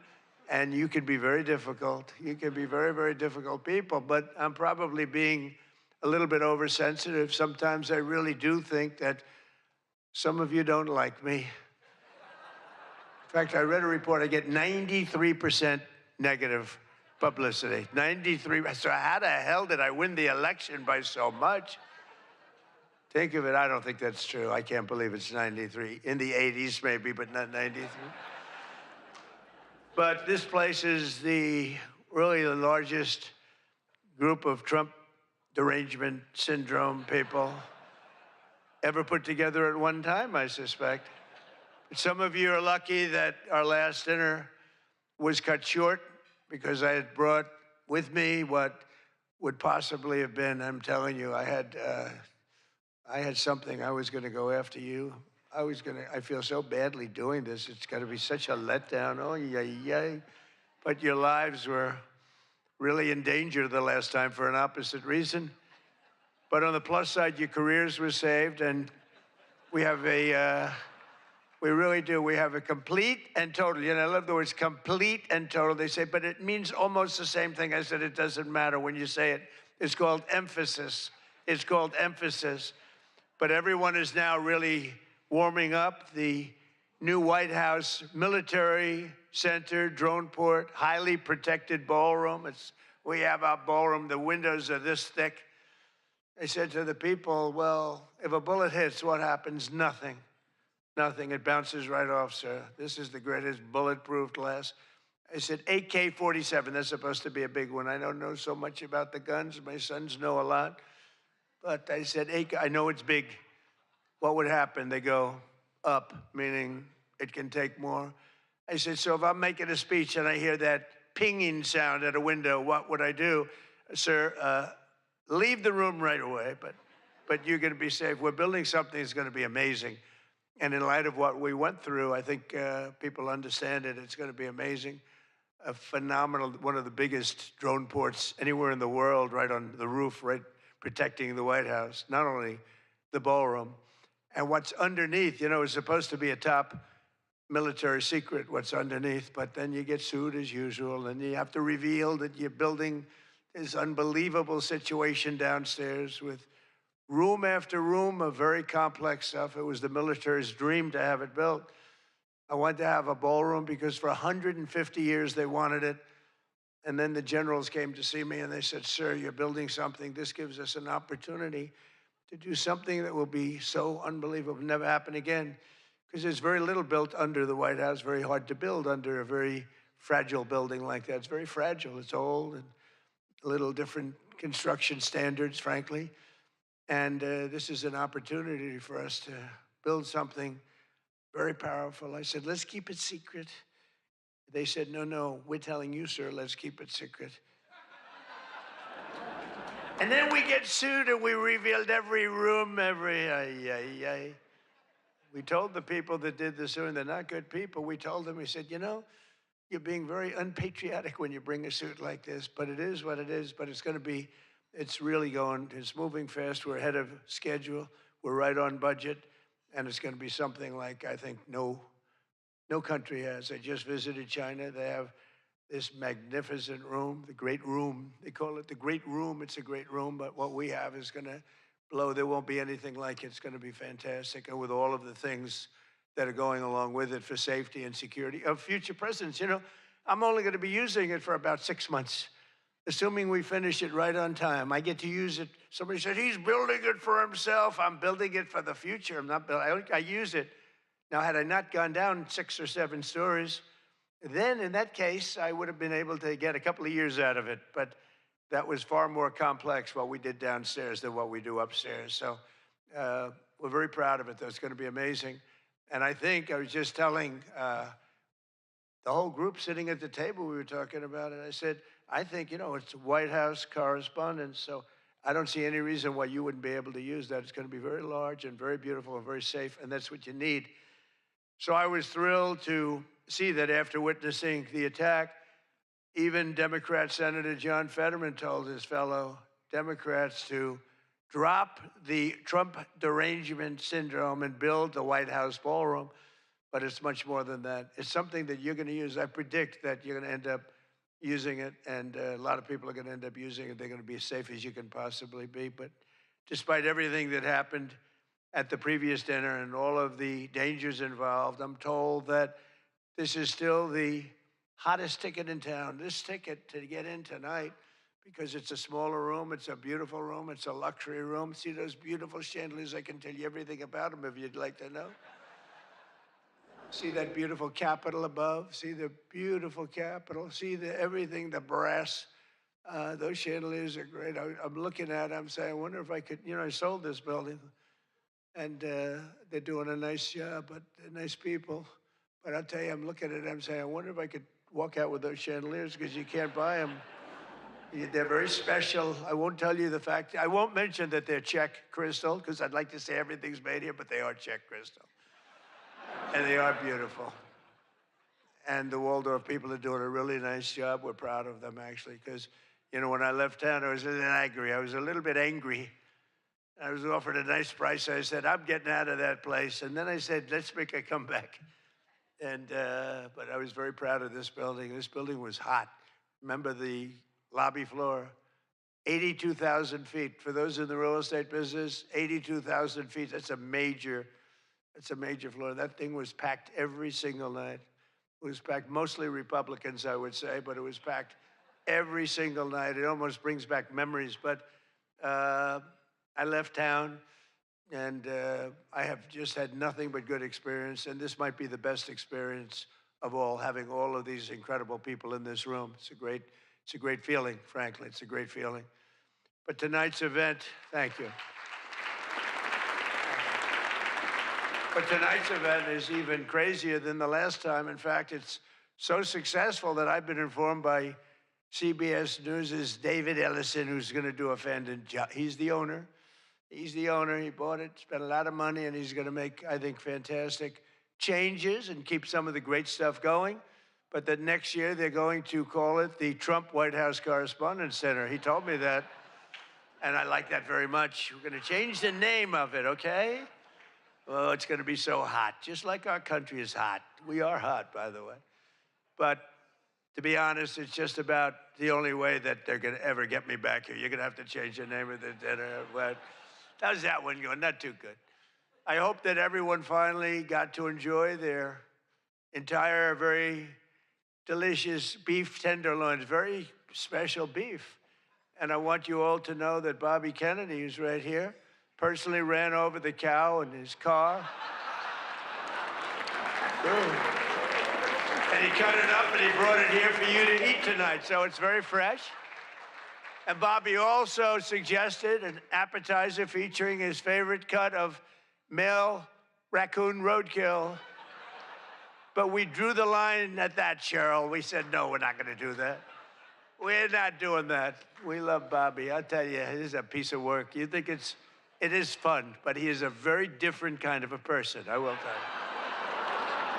But he has what it takes, and he's smart, and he loves the country, and he wants people to be made to feel good. You agree with that, Bobby? He wants people to feel good. And he's doing a fantastic job. Thank you, Bobby. Thank you. We can joke all we want, but thank you. A lot's happened since the last time we were all together. Last month, we hosted one of the most incredible sporting events in world history at the White House, the UFC Freedom 250 fight. The UFC fight, when I announced that we're going to build a boxing ring right outside of the front door of the White House, that took a lot of heat. But it turned out that was, they say, about the most viewed fight in history. It was beautiful. So many things happened. It was supposed to rain. We're going to do it the week before, and the weather was beautiful. And the weather came, and it went, and now we came up to Wednesdays. They said, sir, this was on a Sunday night, replacing 60 Minutes, which is nice and unusual, because usually it's Saturday night. And they said, sir, this was from Wednesday on. Tell me about weather, right? Sure, it's going to rain. I think you're going to have to. It's going to be one of the worst storms that we've seen in a long time. It's coming up the coast. It's going to hit you on Sunday night. It's going to be a disaster. I'm saying, can you believe? And you saw the ring we built, Dana White, the great Dana White, and everything. We had the best fighters in the world. Turned out we had the best fights that most people have ever seen, including me. It was just a miracle. But what happened is we're waiting for this rain to come all day long, and it's coming, and it's horrible. And it's 8 o'clock, and we say, I think it hasn't rained yet. I said, maybe we should postpone it an hour. Maybe we should make it the next day. We didn't know what to do. And finally, we just said, let's just have it. And it never rained. It was perfect. In fact, the week before, it was 92 degrees. It was nice, but this was like 72 degrees.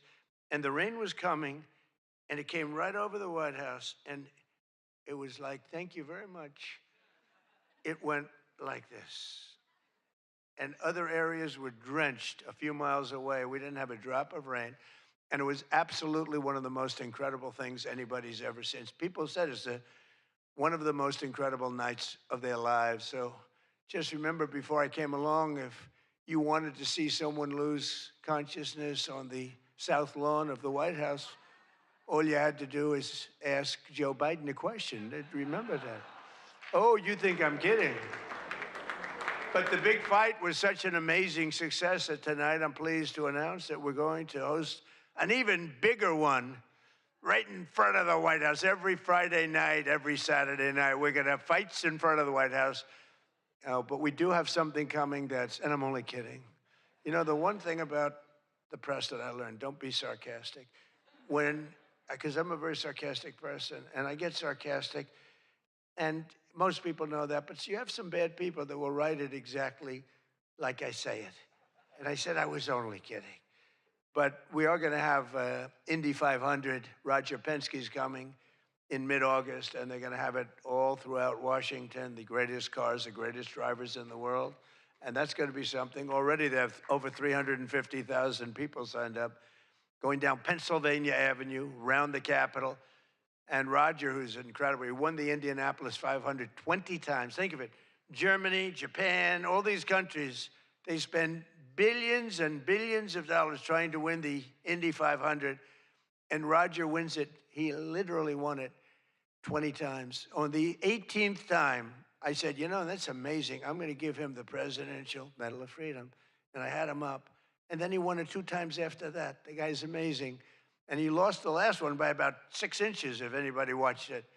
So they're coming here, and it's going to be something really exciting. We have unbelievable events. It's an unbelievable country. And on July 4th, we were over at the mall, and It was raining. It was supposed to be really bad again. And we had 450,000 people show up, and that's a light number. And I was told, sir, we're going to have to cancel the event.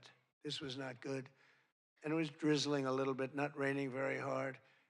And people are calling me, friends of mine were calling me. And I got a call from Brett Baer. Brett Baer said, it's not raining. I said, where are you? I'm standing at the mall, and I'm waiting to go in the White House. Then others called up. They said the same thing. And I said, you know, this is terrible. But there was lightning. Not big lightning, but you don't have to have big lightning. It takes just a little bit to do some big damage. So they said, everybody must leave. 450,000 people were forced to leave, and they left. And then I said to myself, I said, let me call up and find out what the hell's going on. And I called up and I spoke to a brilliant young man. He said, don't worry about it, sir. We can do it in a couple of weeks. I said, you can't do it in a couple of weeks. This is the 250th birthday. In 2 weeks, what are we going to do? Say, let's go? We're going to have a redo? No. I said, I'll speak if I have to speak at 3 o'clock in the morning, 2 o'clock, 1 o'clock, I don't care. Call them all back. They're all gone. 450,000, and most of them were in cars or heading back to Texas, and it was sad. And we said the show must go on. Very much like here, we said the same term, right? The show, it's a great term.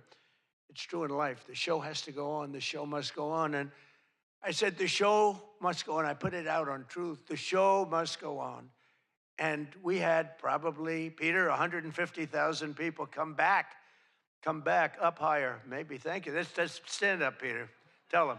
More, right? It might have been more, but it was amazing. It was just an amazing crowd. And actually worked out better, a little like this. It worked out better than if we had done it at the normal 7 o'clock, 8 o'clock time. It was incredible. We started speaking at 11 o'clock in the evening, but tremendous numbers of people. Thousands and thousands came roaring back, and it was a great evening. And it was a celebration. And we didn't do it the following day, and we didn't do it 2 weeks later. We did it when we were supposed to do it. It was a fantastic celebration. But I can exclusively reveal to you this evening that for the heaviest of the heavyweights, we will have sloppy Chris Christie, one of the sloppiest human beings you'll ever meet, fighting, I would say, I could mention the governor of Chicago, but I'm going to mention instead Jerry Nadler. And they're fighting for a big piece of cheesecake, big fat piece of cheesecake. Who the hell wrote that line? But it is true. And then you have a Congresswoman, Alexandria Ocasio-Cortez, AOC plus 3. That's her 3 friends, right? AOC plus 3, and I watched her give that answer when she was over in Europe. It was not a good answer. If I ever gave that answer, I would be out of politics. Remember, you cannot have a 19-second wait time to answer a really quite simple question. But we'll then have a rematch against an extreme, simple question on a foreign policy from Munich Security Conference. It was a big security conference, and this was our first time up in terms of that. And we had a sort of little preview, and then Anderson Cooper was going to fight Lawrence O'Donnell. I'm not a fan of Lawrence O'Donnell. I like Anderson, actually, because he's covered me well for many years. Then he went bad as soon as I went for politics. But for years, he loved interviewing. I did so many interviews with him, and he was great. But, you know, he's got a little different persuasion than me in many ways, actually. And Lawrence O'Donnell, never liked him, never thought he had any talent. But he's still making a living, so I can't knock it. But we had a contest for who had the lowest ratings and the lowest IQ on television. And that was actually Don Lemon, I think. You know, when I said that he's the dumbest man on television, I said, you know, when you say some things, you never make a comeback. It's not like, oh, gee, hey, Don, let's have dinner some night. But I know what I'm saying. And then you have Bette Midler and Jane Fonda actually held a concert to protest the first UFC fight. They didn't want to see the fight. And very few people want. They held an event. Like 3 people showed up. And given the choice between seeing some of the really beat up faces of the UFC, almost everyone chose the people in the UFC. It was between the 2 of them or the UFC. And what about Bruce Springsteen? What the hell happened to that guy? He looks like hell. I don't care what anyone says. I'm not supposed to say. I'm sure he doesn't like the way I look, but I don't look so bad. But at a recent concert, Bruce, all he did was talk politics. He ought to run for office. That'd be interesting. But all he talked about, he made 4 political speeches in his 3-hour show. The tour has been renamed Bored in the USA. And his new song was so bad that Chris Christie, who's like a fan, you know, he goes out and tells everybody how he hates Chris Christie. Keep that guy out of my... And I see Chris Christie there again, high-fiving Bruce Springsteen in the aisle. And Bruce Springsteen saw him and didn't even lift his hand up. And I just wanted, because I used to be friendly with Chris. Chris, when somebody doesn't like you, write them off, forget it. You got billions of people in the world. You don't have to make a jerk out of yourself. But usually a comedian hosts this dinner. And I think we sort of changed it. Tonight we're going to have somebody who I think is really spectacular. But I've watched comedians get up for the dinner, because I have been here actually quite a few times. People don't realize. And there's one time in particular when Barack Hussein Obama hosted it. Do you know who that is? And he hit me hard. But actually, he hit me with respect. I was sitting with Melania at a table, and you had Brooklyn Decker, supermodel, at a table right next to her. And I really always will like her. She's married to a great tennis player, Andy. And she was at the table, not at my table. And I have watched this clip thousands of times. They keep playing it because they think that was the evening I decided to run for president. It was not. In fact, I loved the evening. I looked at my wife. I said, can you believe it? All these people, that's all they're doing is talking about me. I love this dinner. It's true. And Obama was nice. You know, it's amazing how things work out. He actually showed a picture of the White House with a big Trump on top. Like I put a sign. And you know, I'm sort of doing that when you think about it, right? I mean, he wasn't really wrong. But no, he was respectful. He was good. But it had nothing to do.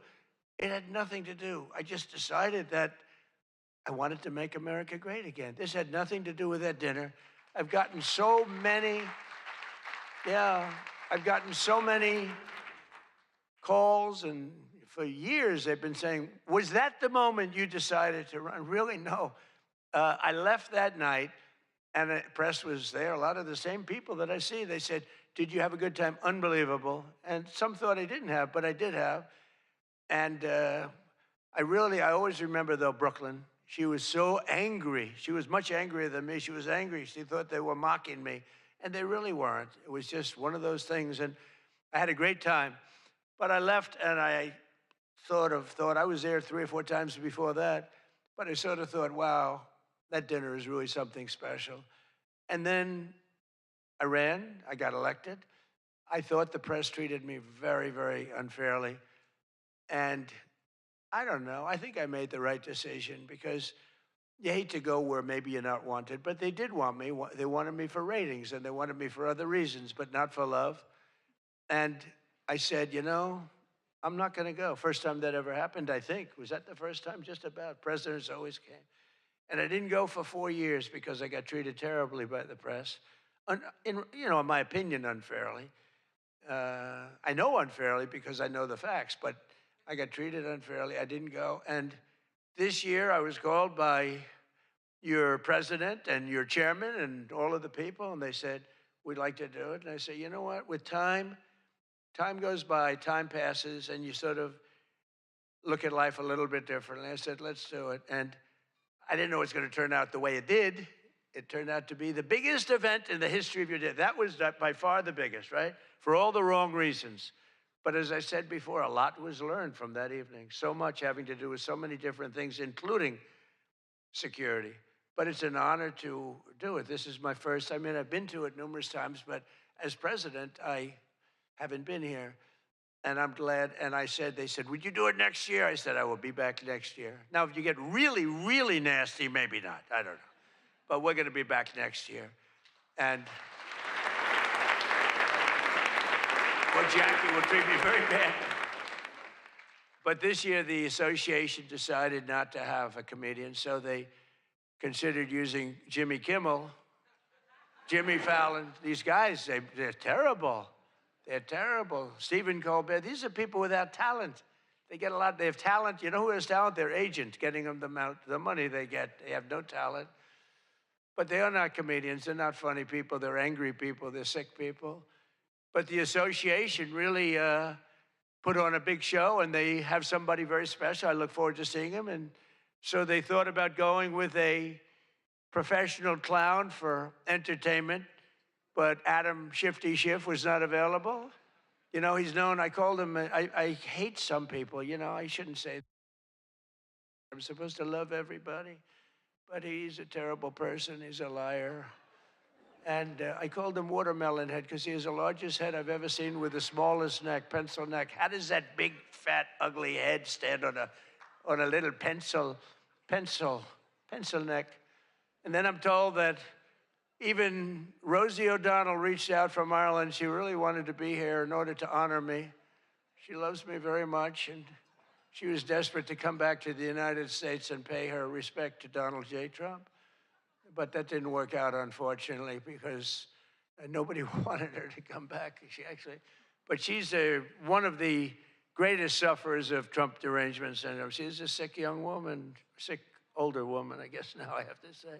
So instead, we're honored to have, for entertainment, the very talented mentalist, Oz Perlman. And everybody, they said, are you going to stay? I said, yeah, I'll stay. I mean, I think I'll stay. What the hell else am I going to do? I've got Iran, I've got this, I've got that, which is all going extremely well. Don't believe the fake news. You know, it's the only thing we were talking before, I said, so we've hit Iran very hard. Their Navy is gone. Their Air Force is gone. 250 jets, no longer. 159 boats, good boats. In fact, I said, why the hell didn't we keep them? We could have used them. But 159 boats, all at the bottom of the sea. They have no radar. They have very few drones left, despite what you see. And every once in a while, they're going to set some things up, but they don't have much left. And by the way, they are talking to us right now. They'd love to make a deal. I don't think they're ready to. I don't think it's time yet, but I'm willing to listen. But they cannot have a nuclear weapon. We don't want to see Washington, D.C., or any of our cities, or Israel, or frankly, the Middle East, destroyed with a nuclear weapon, because I know the power of nuclear weapons. I see it.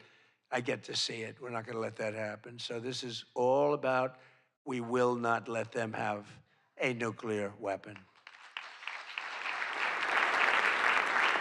And they would use it. They would use it if they had it. But Oz, I do have one question about what happened that time, because he was there. How the hell did you not see that coming? He sees everything. He sees everything. He's telling me about your grandmother and your this. Why the hell didn't you? We got to ask him that question when he gets up here. Why didn't he see that coming? But of course, this evening, it's really all about the fake news media and your handling of prizes, and writing and producing and performing made-up stories like the Academy Awards. You know, Academy Awards used to be the epitome of ratings. Outside of the Super Bowl, it got the second most ratings. Now it's down in the dumps. Nobody wants to watch it anymore because they took on Trump. They hit me all night long. They hit me. The winner is so-and-so. I want to talk about Donald Trump. I hate this man. Nobody wants to hear this stuff. Right, Peter? Nobody wants to hear it. You ever see the ratings? They used to have 48 million people. Now they have 2 people watching. But they'll learn their lesson. But I want to personally congratulate CNN's Caitlin Collins on receiving her award. It was all about me. It's a fake. She shouldn't get the award. It was a fake. But I didn't mind. I said, Caitlin, congratulations. But it was fake. There's no question about it. But she's a young, attractive woman. She never smiles. I said, Caitlin, do you have a smile? Smile. You have a nice position. You're at CNN Fake News. You should be a happy person. So smile, Caitlin. Just smile. But we attack, and I thought Caitlin had really made it big with a major new sponsorship, but then I informed her that it wasn't her on the Bud Light can, it was Dylan Mulvaney. And Dylan Mulvaney cost Bud Light $35 billion in market cap. That was the worst commercial ever made, by the way, for those few people that want to hear that. Most people don't care, but I would. I wouldn't want to hire Dylan anytime soon. Think of it, they hired Dylan Mulvaney, and their market cap has gone down by $35 billion. Who wrote that commercial? And then you have writer Josh Dorsey.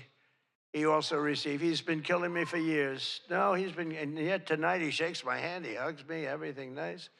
He kills me. Josh is amazing. He writes more stories than any human being. There's nobody that writes more than Josh. He'll write 4 stories about me a day, all different subjects. I mean, I had the other day 3 stories and one on the, he was upset about this. 1 was on page 7, 3 were on page 1. They were all written by Josh, but he's hit the big time, and he's a workhorse, and yet he's almost unhireable. You know, he's just one of these guys. Wall Street Journal's lucky to have him, but you really, it's unbelievable. He's almost unhireable. CNN is also here, and I'm very disappointed they didn't bring Fake Tapper because he's had a rough couple of years, Fake has. You know, he calls me up every once in a while. If I pick it up, I pick up my phone. I used to go to this young lady, I'd say, any calls from the press? No, sir. I said, oh, now I'm the president of the United States, right? I'd say to Stephen Chung, is Stephen here someplace? Where's Stephen? He's one of the toughest human beings I've ever met. Don't ever wrestle Stephen, you'll be in big trouble. But I say, Stephen, let me ask you, did the press call? No, sir. You know, when I was a developer, I'd get a call every half an hour. For whatever reason, I always got disproportionate press. So I said, Stephen, nobody called? No, sir. 2 hours later, I say, hi, Steve, how are we doing? Everything good? Anybody call? No, sir, no press calls. I said, I'm president. Nope, they never call. So this went on for about a week. I'd say, Caroline, did the press call? No, sir, no calls. I said, nothing. It's over a week. I haven't received a call. So I said, you know what I'll do? I'm going to give the press my phone number. That was the stupidest thing I ever did. I'm getting a call every 3.7 minutes. Stephen, I don't know where the hell you've been, but the press calls, I'm getting calls, ring, ring. I was with somebody today. They said, I've never heard a phone ring as much as it's fresh. Now, I look at the thing and usually just delete, delete, delete. Every once in a while, it'll be one of the people in this room that I like, and I'll pick it up. Like this one right here calls me on occasion, right? She'll call me and she says, hello, sir. How are you? We want to talk about some horrible subject, like a horrible, depressing subject. I say, Jackie, I don't want to talk about it. Congratulations, however, on your new marriage. But I don't want to talk about it. But it's true. And people call me now. And so for weeks I go, no calls. And I learned then that both of them, they feel that I'm doing a great job. And they feel I'm above it all. And that no person, hundreds of people call no person, is good enough to talk to Trump. And so we don't even bother telling you. That's not the way it works, Caroline. You have to let me know, because sometimes I do like to speak to the press, but now I have the best system I've ever had. It rings, and just so you understand, you're much better at putting your name, because if there's no name, I just can't do that. You know, I pick up every once in a while. Hello, I'm from Reno, Nevada. We're a startup paper. We're calling it the Reno Express. I said, do you believe I'm the president of the United States? Mr. President, could I have your views on Iran? And I just hang up. No, I get the craziest calls. I mean, some of them, my wife said, I can't believe you do this. This is a hell of a way to live. But sometimes they get calls from very important. Sometimes I can straighten out stories that are going to be fake, and I can make them from a fake story to a good story. I always find that when you don't speak to the press, you always get a bad story. When you do speak to the press, you have a shot at getting a good story. Oh, look. No, look, if I were a reporter, and let's say I'm a big reporter, I work for the failing New York Times, or I work for, well, I don't know, do they ever come to these dinners? Didn't they cancel out a long time ago? Big mistake, they should be here. But I get a call. I've always found that, you know, speaking to them, you just do better. You do better when you can, when you have the time. You speak to the reporter, you treat the reporter with respect. Sometimes now there are reporters where it doesn't matter. You can be so nice to them, it doesn't matter. You get treated unfairly. But you have a lot of great reporters where when you speak to them, you can get your point across, and that's a good thing. But some people say that Jake Tapper is a great investigative reporter in D.C., and that's why after moderating our debate It only took him 1 year to break the story that Joe Biden might possibly have suffered from cognitive decline. It took him 1 year. He wrote a book about how great he was mentally, not too good. And I don't like Biden because Biden was very unfair to a lot of people. But Jill Biden insists that Joe would have beaten me in 2024, even though he was way down. She said he was way behind in the polls because he was seriously ahead. She felt he was going to win because he was seriously ahead on deceased voters. He was leading in the deceased crowd, and there were a lot of them. You're finding out there's a lot of them. Look at the numbers that just came out yesterday. And it's traditional that at least one or two potential presidential hopefuls attend the correspondents' dinner, but many of them seem to have really chickened out. I was disappointed that Gavin Newsom didn't show up. He didn't show up. He should be here. But I heard that he recently said that we will lose our country if we don't fight fire with fire. And to be fair, there's only one thing we know about Gavin, and that's that he definitely doesn't want to fight fire with water. He's got a lot of water, never uses. What a disaster. That should have never happened. But Gavin Newsom recently did a career-threatening, one of the worst interviews I've ever seen, where he said that he can't read a speech. He's incapable of reading a speech. He's a low IQ person. He's smarter, however, than all of the people in the room. And then he gets sued for being a racist, okay, when he said that. But he basically said he has various mental incapacities. He has difficulty in various other ailments mentally.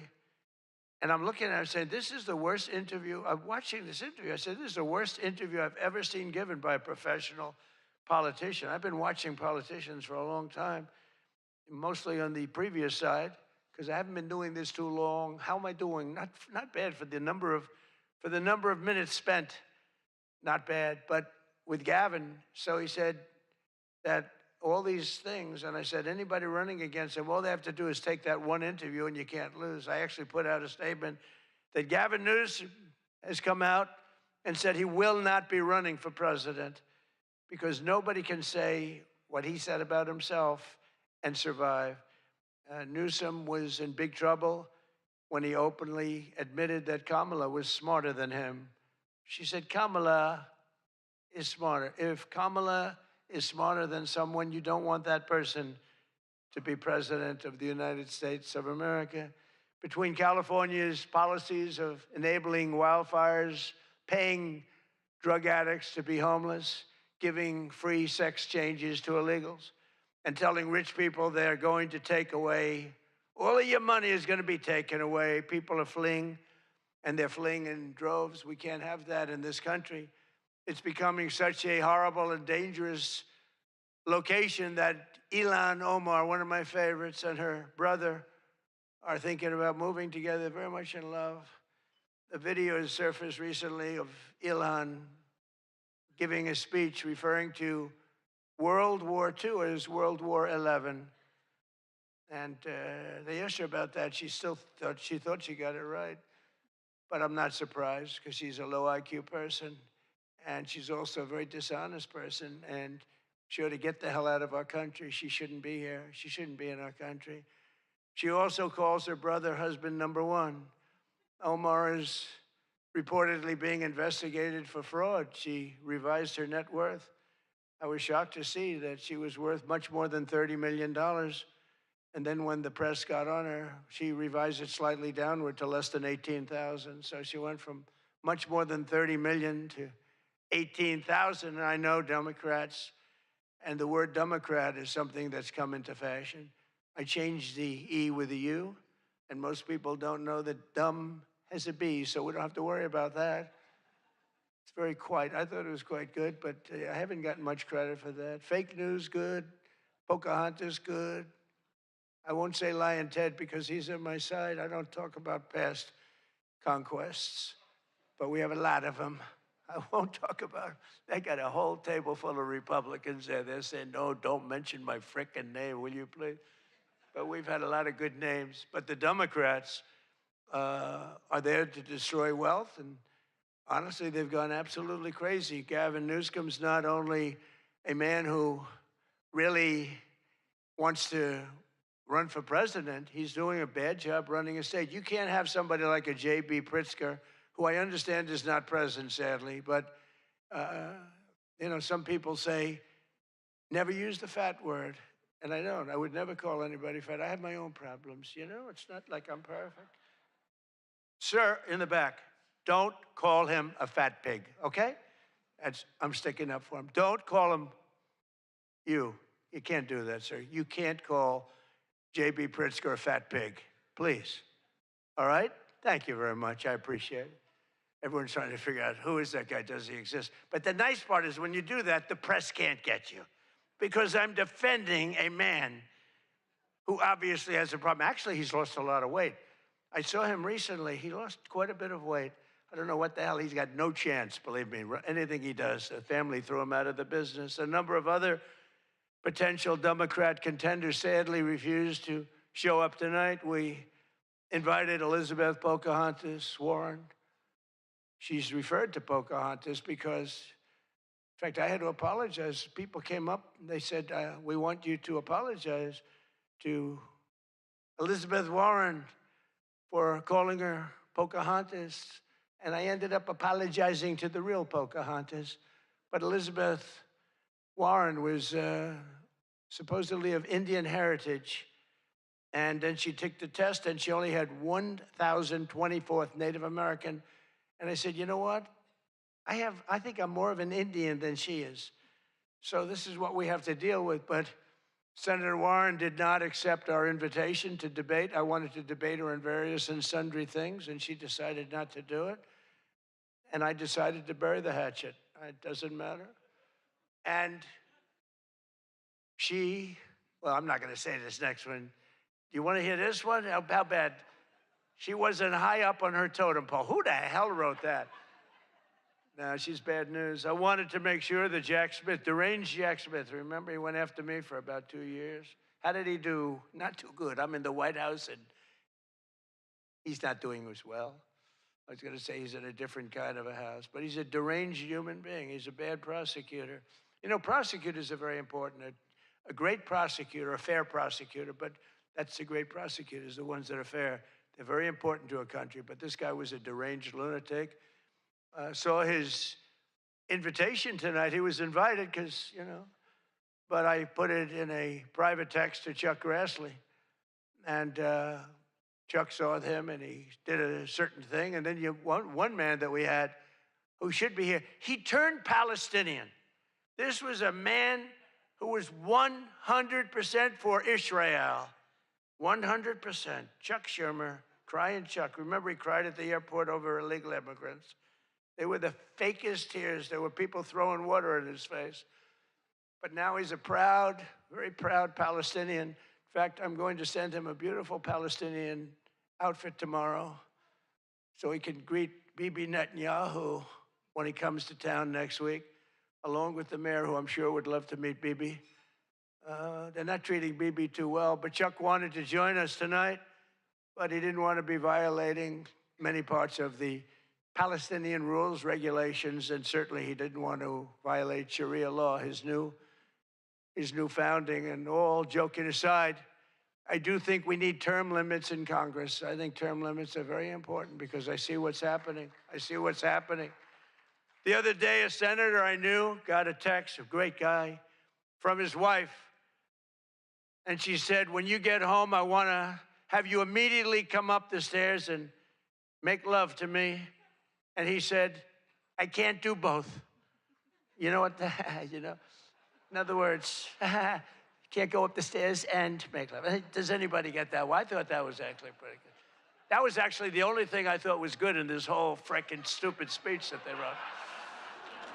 That was the only good one, and that went down with not exactly great laughter. I think, you know, in other words, you can't go up the stairs and make love, too, you know. So we're looking for term limits. Does anybody understand this stuff? But I really do wonder whether the Democrats are trying to lose the midterms. In Maine, they nominated a guy with a Nazi tattoo. But don't worry, Democrats. Word is that Plattner's replacement, he throws bottles at women. This guy throws bottles. This guy's another lunatic, by the way. Although I think Plattner might have done surprisingly well, because we're in the age of Trump. Call it what you want. People can do well today. Plattner, I don't know. But, you know, people don't have the guts to stick it out, but it looked like he was guilty of a lot of stuff. He certainly didn't defend himself very well. In Texas, the Democrats are running a candidate named James Telefrico, who hates guns, hates oil, hates sex, hates women, and who said he is, quote, a Christian who hates Christianity. Other than that, I think his platform is quite good. And that means that he's not going to do very well against Ken Paxton, who hopefully in Texas is going to win. But Telefrico, he's Alfred. You know what he looks like to me? Alfred E. Newman. Do you remember Alfred E. Newman, Mad Magazine? I said, that guy is Alfred E. Newman. Can't imagine he'd win. Well, I have all of the press here in one place. I have to say that we're having an amazing load of accomplishments that the media never talks about. For example, under my administration, a once feared and powerful regime that relentlessly attacked America has finally been toppled. Their former leaders have been removed, and they're now being run by a gay dictator facing internal divisions. But I, for one, wish Barry Weiss all the best at CBS News. She's a wonderful woman. Most of the press lives here in Washington, D.C., and you should be thankful for me for what my administration and I have done to make our nation's capital, which was one of the most dangerous and unsafe cities anywhere in the world, one of the safest cities in the United States. Crime is down 88%, and our capital is shining again with 62 monuments, statues, water fountains looking more beautiful. The graffiti's all gone. The tents are all moved out of the parks. The fences are all done. Our capital looks like it's really in good shape. And people coming here, people in the White House, they work in the White House, they all say, young women, young guys walk up. They say, thank you, sir. 2 years ago, we lived in a dangerous city. We lived in a city where 150 people were killed a year. And now we have almost a crime-free city. Our National Guard has done an incredible job, and we've removed over 5,000 career criminals. You know, we removed, there's one stat, I think it's a great stat. It's to me, it's fantastic. 2% of the people create 91% of the crime. That's something you can fix, and we fix it. We moved out over 5,000 career criminals out of Washington, D.C., and we have the greatest capital in the world. Again, it's beautiful, it's thriving, the restaurants are thriving. You couldn't get into a restaurant because they didn't have, all the restaurants were closing. And if you even got in, you felt unsafe. People were getting into Ubers and they were being attacked when they were in an Uber. Not happening anymore. We have tough, smart people, and they have done a fantastic job. Washington, D.C. is safe again. You can't get into a restaurant. The restaurants are opening up. They're opening up all over the city. They can't get, it's the exact opposite. They can't get space. But mostly I've given up on you and the media so that now I just gave up on you and I'm #1 on TikTok. Did you see that I'm #1, Stephen? Is that true? I'm #1 on TikTok. So how could they be so bad? 520, think of this, 425 billion views. Can you believe that, Peter? I mean, let's go, Peter. I gave up on you people. I gave up on traditional press. And it obviously worked because we did win in a landslide. I mean, somebody's got to be saying something good about me. But TikTok, good old TikTok, and I was able to get it sold to a group of very wealthy people, mostly Americans. I was told President Xi, who's a man that I get along with very well, he was a hard no for the sale of TikTok. They all said he's a hard no. I said, well, let's call it, put your group together. They put it together, billions, hundreds of billions of dollars. I called up President Xi. I said, President, look. These are American people. They're wonderful people. In fact, one of them happens to own CBS, actually. I mentioned his name. I said, these are wonderful people, and it'll be a good thing. Does it mean anything, President? It's nothing. It's nothing. They love your country. We'd love to see you approve the deal. And he goes, all right. That was it. It was done. And we sold TikTok. And he's a friend of mine. And he's not contributing to problems like other people contribute to problems. So we get along. but we made the deal. But #1 on TikTok is Trump, and that's probably why we won. But for all of the trouble that you give me a lot of trouble, a lot of heartache. I hope all of you know that I believe in the free press more than anyone in this room does. Maybe not quite. But that's why I'm proud to be the most open and transparent president in history. They called me that. You know who calls me that? Caroline. That's about it so far. Would anybody else call me that? I think Peter would call me that. Am I the most transparent? Biden never used to answer your questions. He'd ask Biden 20 questions, he'd never get an answer. Who's the most transparent president, Peter? Who? I look at him, it's the first time he's tongue-tied. I cannot believe it. Oh, he's not going to be happy tomorrow. But you people have no idea how lucky you are. When I'm gone, you're all going to be broke. Your business model is going to be finished. No, it's true. When I'm not around, you're going to be broke. There's not going to be anybody to report on. Nobody gives a damn about anybody else. The New York Times the other day had 5 stories about me. You know, before I got into politics, in my whole life, I had 7 front-page stories. This is years of success. I think 6 were good, 1 was bad. I had 5 stories, 7, 5 good. Yeah, I had a total of 7 stories on the front page of the New York Times. That's not bad. Now I average about 3 or 4 a day, all different topics, all bad, everything bad. But here we are. I mean, here we are. In fact, when I'm finished, I'm going right back to the Oval Office, so I have to be doing okay. But we are all doing good together. That's why tonight, to show just how much I care about the press, and I want to save your ratings, I'm pleased to announce my intention to, and this is somewhat of a scoop, my intention to run for a 4th term as President of the United States. I will be doing that. I will be having an official, in fact, I think I have, I won 3 times. Now I'm going to do it again. Thank you. I'm going to do it. Should be easy. I'm getting very good at running for president. No, I won 3 times, did very well the 2nd time, by the way. It's a rigged election, but we don't have to talk about it. You know, it's interesting, when you come back and you do a good job like we did, you don't care about it so much, but we do have to tighten up these elections because they really are in seriously bad shape. But on a serious note, I want to say once again, I just want to thank you all. It's been an interesting evening. I didn't really know what to expect, and it's far worse than I actually thought, but if you want to know that.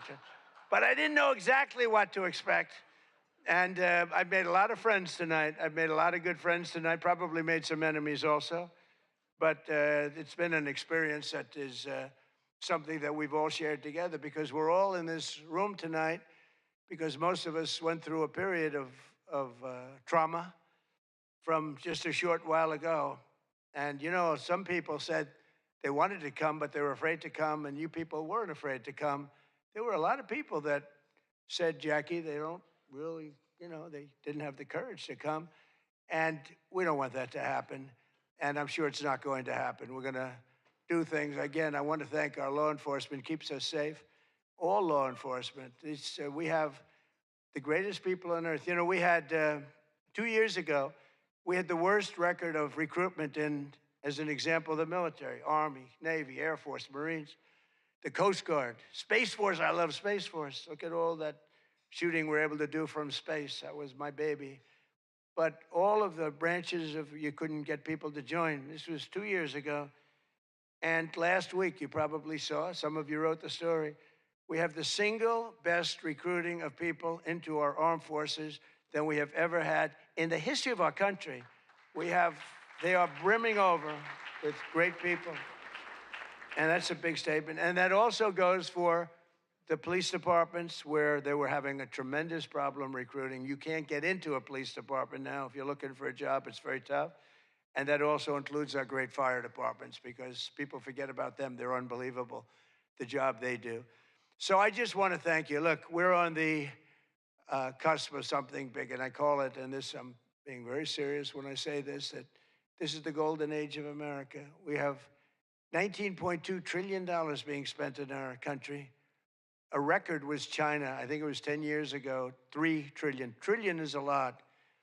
4 years, they went less than 1 trillion under Biden, and we have 19.2 trillion, and this is a period of actually 13 months, not even current, because we're here a little bit longer than that, but that was as of reporting dates.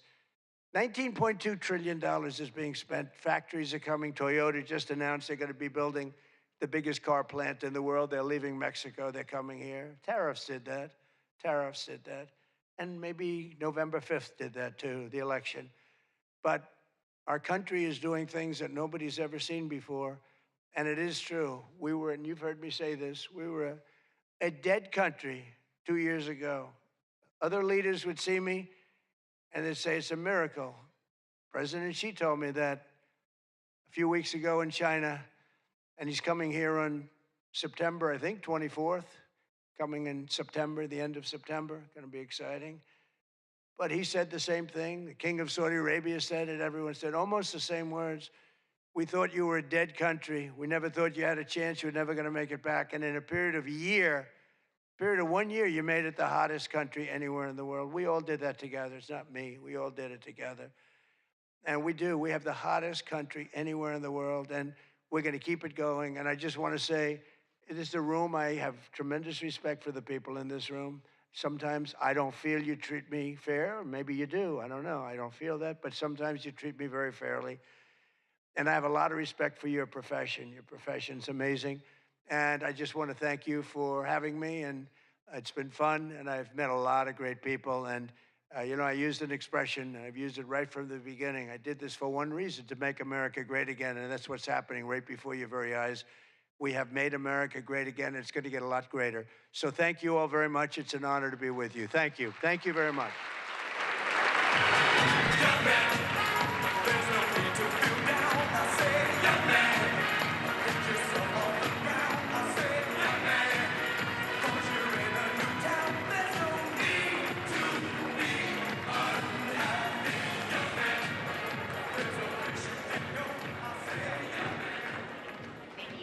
President Trump. People asked me for several months, how long is he going to speak? And I said, you're White House correspondents. So you should know, and thank you, President Trump.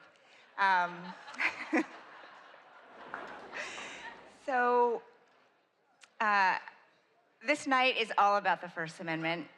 Tonight it was on full display. And I just want to congratulate all of our award winners again.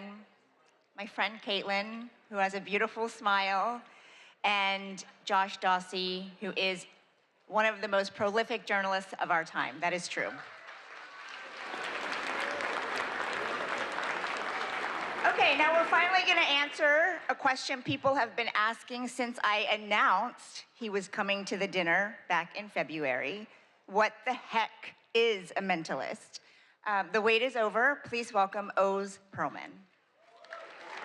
Give it up for mentalist, Oz Perlman. The mentalist on people's minds is Oz Perlman.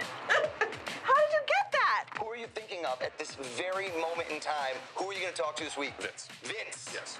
Open your hand up. No. Oh, my God. Look in your hands, Aaron.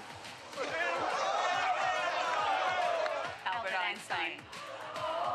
Okay, that I can't even host the show anymore. That's the craziest shit I've ever seen in my life. Who is she? Oprah Winfrey. Say hello to Miss Oprah. Whoa. Winfrey! Oh my God!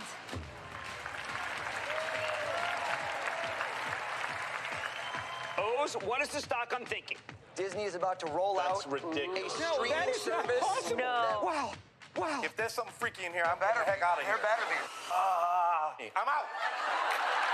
How the hell are you doing that? You're at the top of your game, dude. Barack Obama's who just thought of. Get the fuck out of here. How is that possible?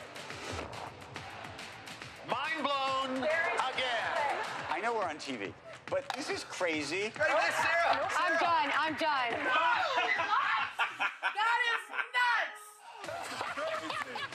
Oh my God. Oz, you're amazing.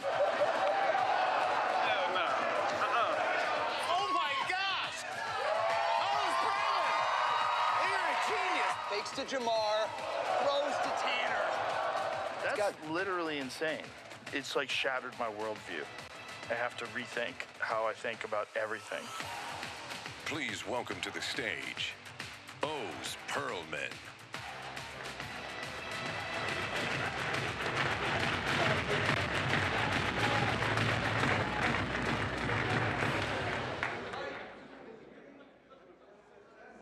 There we go. Folks, what an honor to be here among such distinguished guests, cabinet members, the president. He made an announcement, I just heard, that he will be attending next year's event. I thought he was going to be speaking until next year, actually. I'm kidding. I'm kidding. Folks, I have to give a shout out, honestly, 3 months ago to the heroic bravery of the Secret Service and law enforcement who kept us all safe. Please, everybody.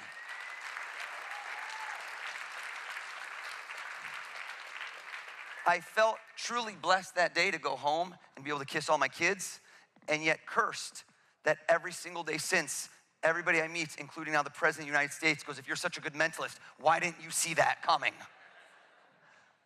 Everyone in here, your words that you broadcast and speak influence minds all around the globe. So all of you, hold up your left hand and picture a globe in your left hand. Good, good. So that's gonna be your other left hand. That guy is wasted right now. Secret Service, code yellow, cut him. No, I'm kidding. That was not. I just saved your life. Everyone, imagine at this moment, you spin that globe and you stop anywhere random. Bam, go for it. Follow me with the mic, follow me with the mic. Let's go over to somebody. Let's go to this gentleman whose body language is saying so desperately, not me, not me. Everyone thinks it's fake. I watch this on TV. I think it's fake. Sir, have we ever, right over here, have we ever spoken a word in our life? Red bow tie, aggressive play. No. Okay. What is your name? Steve. Steve, hold up. They love you, Steve. Steve, did you just spin a globe and go to a random place? Yes. Hear me out, folks. In a few months, Steve will forget the random place because there's no meaning. But no, listen to me. And then a year from now, you'll say, who was the guy we saw last year? I cannot have you forgetting me by next year. I'm gonna be the show you talk about for years to come.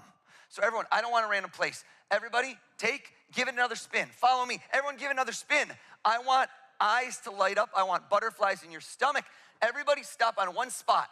And I wanna see a big smile. I wanna see excitement in your eyes. That guy just winked at me. I don't know why. Follow me with the mic. Right over here, this gentleman with a perfect head of hair. They're gonna hold the mic, they're gonna help you out. Tell us your first name. First name is David. David, stand up, please. Give him a hand for helping me out. Give him a hand.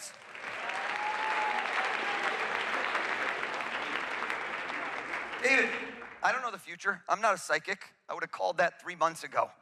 I read people. Hold up your hand. Try not to react. South America, North America. Look down again. #1 place in the world you'd love to go. Look at it again. But this man dreams big, but you haven't been there. Look at that place one more time. Look at me. Yeah, that's the smile I wanted to see. Asia, Africa, Antarctica, too cold for you. Turn your back so I can't see you and you can't see me. Close your eyes for me, David. Close your eyes.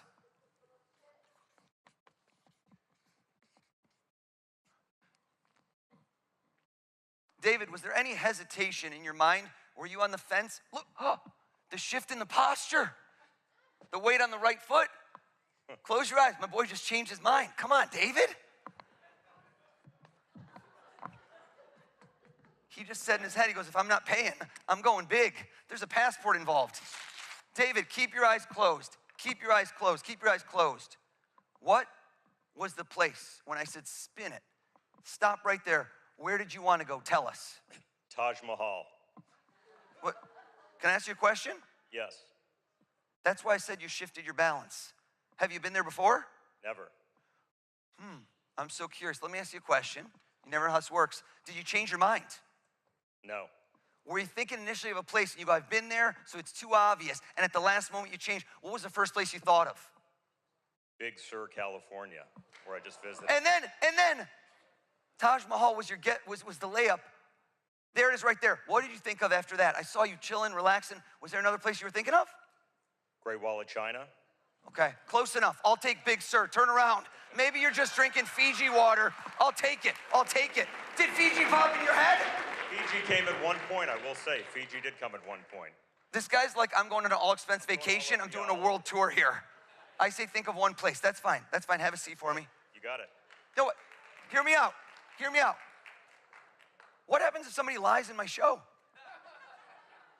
Right? What happens if somebody lies in my show? And this room never lies, so there's no chance. Watch this. I need to put some skin in the game. Right now, if I lose, what happens? Nothing. I already got paid for the show. Let's come out in this crowd. Raise your hand if you have any cash on you. If you have any money on you, raise your hand. What is this? All the cabinets broke? What's going on? Where's that super PAC money? Follow me. I'm going, you know what? I see the name tag. I don't have to read minds. Acting Attorney General. Let's go over to this gentleman. Introduce yourself, please. Pardon me? Tell us your first name. You don't know my name? I know it, but it seems fake if I know, Todd. I can say it. Stand up. Give him a hand, everybody, for helping me out. Todd, just tap on the mic. Let's make sure it works. Are you a money clip or a wallet kind of guy? Don't take it out. No, neither. It's more like a wallet. Okay, it was a multiple choice. That's okay. Do you know, and I always ask this question because you never know. You're going out. Cash isn't as common now. Do you know exactly how much is in there or you're not sure? I'm not sure. I like that, right? Hashtag baller. No. I want you to count it, but hold on. Do it under the table so there's no way I could see. Under the table, and move away with the microphone.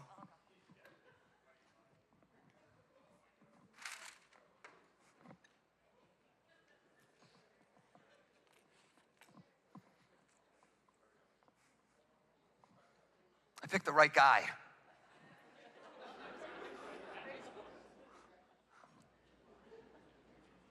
Stand up. Lie to me. Don't tell me how much money you really have. Make up a lie. Make up a lie. Lie to me. How much you got? 130. I would have said if you're gonna dream big, Todd. That was dreaming big. Folks, I notice patterns. And I can't explain why, and this is not a stereotype, but when I do this with men versus women, they lie differently, and I don't know why that is. It's not a gender stereotype, but for some odd reason, statistical analysis, women will prefer to use a number smaller than the amount they actually have on them. I don't know why. Men like to lie by saying things are bigger. No examples. You didn't laugh at that joke, Todd. Joke was hilarious. Bingo! My acting attorney general just lied too big. Here's the question to ask yourself. Cover your eyes. How could I know something he didn't even know?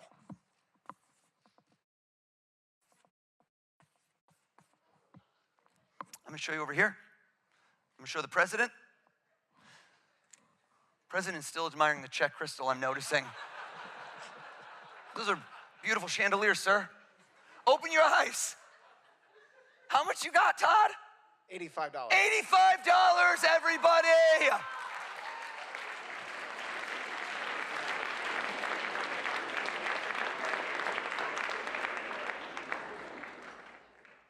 IRS conducting a forensic audit as we speak on you, sir. Do you know the gentleman standing in front of you, sitting in front of you? I met him tonight. Okay. You seemed happier than he did. That was a weird response. Tell us your name.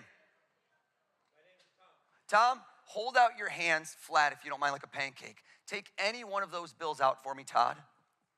And I want to create a moment in this room for Todd and Tom that you will never forget. Flip the bill over for me, and I want you to remember this White House Correspondents' dinner. I will. Todd is like, I should have brought more cash. Turn to face him, please. And what I'd like you to do here is you're going to be his table. You could sit if you want, but that's okay. Attorney General, so okay. I should probably stand up. I want you to take, and I want you to sign it. Go ahead.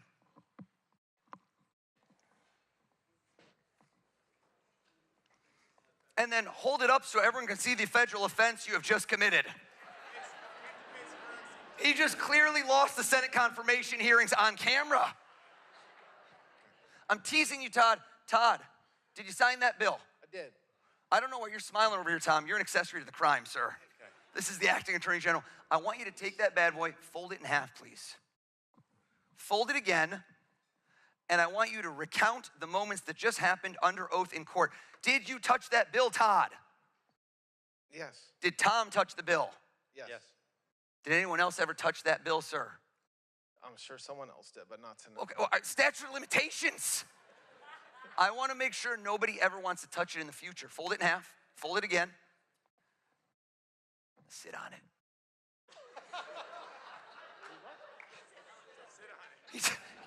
He just confirmed with his wife, and he didn't even go right or left cheek, he went dead center. That's a man who takes no chances. I'm gonna ask every one of you in this room a question. Here's what I'd like you all to do right now for me. Journalists, accomplished people who like to get to the bottom of things. I want everyone to take a deep breath in, and I want everyone to give me a nice strong exhale out. And I want you to close your eyes and visualize that sitting across from you. I have this question I love to ask you. I say, if you could interview, in this room I call it interview, sometimes I say have dinner, break bread, ask questions. If you could interview somebody famous, but let's make it hypothetical, dead or alive, past or present, anyone that's ever lived, it's a fascinating question. And I want you to visualize, that's the key, is not just see it in your mind, but see that person sitting across from you. Open your eyes, nod your heads if you've already done it. Nod your head. Some of you are quick on the draw. Some of you are still relatively sober, given the fact it's, I think, 3 a.m. at this moment. I lost track of time. If you haven't yet done it, crunch time, everybody. 3, 2, 1, done. Wake up. Everyone, give me a big clap over your head if you can see your person clear as day. Give me a big clap. All right, follow me with the mics. We're gonna go rapid fire here. Follow me with the mics. Follow me, follow me. Come on over. Give me another clap. I like the fact that this gentleman right over here, can we see him? We're gonna point over. Looked at me, distinctly looked at me, clapped, nodded, then shook his head. I don't even know what that means. I saw you coming. You saw me coming? Yes, I did. And you're like, what do I do? How do I avoid him even though I'm sitting in the front row? Push my wife in front of. Push your wife. I love chivalry is not dead. Yes. What's your name? I'm Ed. Ed? Yes. Parents nailed it. You look like an Ed. I think that's perfect. Have we ever spoken a word in our life ever? We have not. Stand up for me, Ed. Now, if I go head to head, toe to toe with Ed, I don't think it's good enough. It's not good enough. The more people I can do this with, the more impossible it becomes. Give me some more claps. Follow me with the mic. Follow me with the camera. Follow me with the camera. Oh, follow me, follow me. Come on over. This was an incredible smile, arms extended. She threw in a belly dance. I reward extra credit. No, Ed, stand up. We didn't get rid of you. I love you, Ed. Let's go right over here. Tell us your first name. Michelle. Stand up. 2 L's? I'm a mind reader. Come on, Michelle. Come on. Another clap, another clap, another clap. I look around. This was a moment. We had a moment right over here.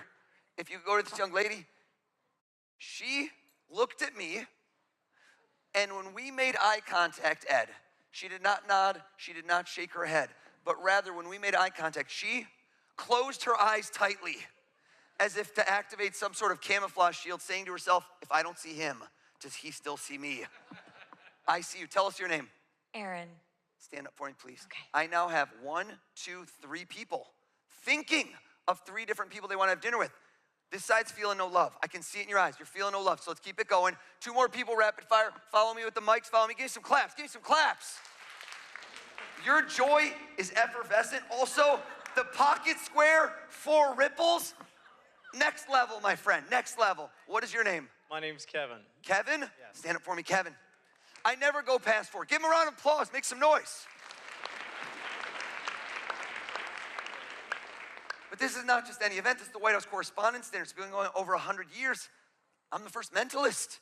One more group, right over here. I didn't even tell you I would do this. Give me a clap. Let me see it. Who thinks they have someone I will not get? You will be my Fiji water. Who will that be? Give me a clap. Okay, all of you with the big clap, you're too confident. I don't like it. I like the people that are on the fence. I like this young lady right over here. This young lady looked over. She squinted at me. She didn't clap. She just gave me an I'm looking at you, buddy. Tell us your first name. My name is Alex. Alex, give Alex a hand too as well. Alex, Kevin, Ed, Aaron, Michelle with 2 L's. Each of you, I asked to think of somebody famous sitting across from you, and you are at the edge of your seat, scintillating, asking them questions. Sit down if it's Jack Kerouac. No. Folks, don't hold the applause in. Let it out. Let it out. That's so obscure. Like, you should not have gotten. Never bring a knife to a gunfight. Joke is too soon. Too soon. Too soon. Have a seat for me, please. That's it. That is 100% it. I know. I can read your mind. You know, That's what you I. know that. Yeah, you don't have to keep telling me. That was it. Have a seat. Thank you. I like how Erin just rethought her choice. She's like, mine's too easy. Mine's too easy. There's no way you would know. Kevin, you are a ball of positive energy. Just looking at you has uplifted my mood without caffeine. I can tell you for a 100% fact, I'm not even gonna hedge. Not 99, not 100%. Live TV, your person is alive and well, am I correct? You are correct. How did I know that? Your vitality, your energy. Versus if we could point the camera at Ed, Gerard, Ed is over here, that's that guy. Ed has dead guy vibes written all over him. Come on, man. I'm feeling pretty. Is it a dead guy, Ed? Vital. Is it a dead guy? It is a. Yeah, It is classic Ed. That's hilarious. Yes. Yeah. Dead guy. Why are you on the fence? No, he's definitely a dead guy. You weren't sure if he was dead or alive? No, I'm saying I'm vital. I'm just saying he's dead. Oh yeah, it's nothing about you. You're gonna live to 120, baby. I'm talking about the person you're thinking of. Yeah. You know what? Arms behind the back, this guy's very proper. He's done a lot of World War II biographies. Sit down if it's Winston Churchill. You're right. Oh! Yeah. Folks, I'm getting 6% applause on things that deserve 120. Have a seat for me, Ed. Have a seat, Ed, have a seat. Bless you. I knew you'd sneeze right then. Aaron, playful hair adjustment, always a guy. It's always a guy. The hair adjustment twice, it's a guy. Am I right? It's a man. I could tell. It wasn't playful hair, but it was just an adjustment. Okay, there's no implications here. I like how Tom just told Todd, he's like, why didn't you bring more money, bro? Why didn't you bring more money? I did this last week. I filmed my Netflix special. And I did this, and the last person standing thought of a movie star. And when I got it right, he did not sit down. And the tension grew in the room, and I said, sir, did I get it? He goes, yeah. And I go, okay. And he goes, oh yeah? What movie am I thinking of? I'm like, buddy, there's no on-demand feature. It's always, I wonder what movie she's thinking of his, but I'm gonna go with it. Do you know what question you're gonna ask him right off the jump, or is it more just a flowing conversation? What's your Flowing, style? just flowing. Flowing, I love that, I love that. And you were debating, and I was thinking like, oh, I think he's passed away, am I correct? Correct. It seems somber. Yeah, But not summer, but passed away. Okay. I don't know which movie. Tell us all, who are you sitting down to dinner with? Who's across from you during this scintillating interview? Jerry Garcia? Are you wrong? Don't ever doubt me again. Don't you ever doubt. You scared me!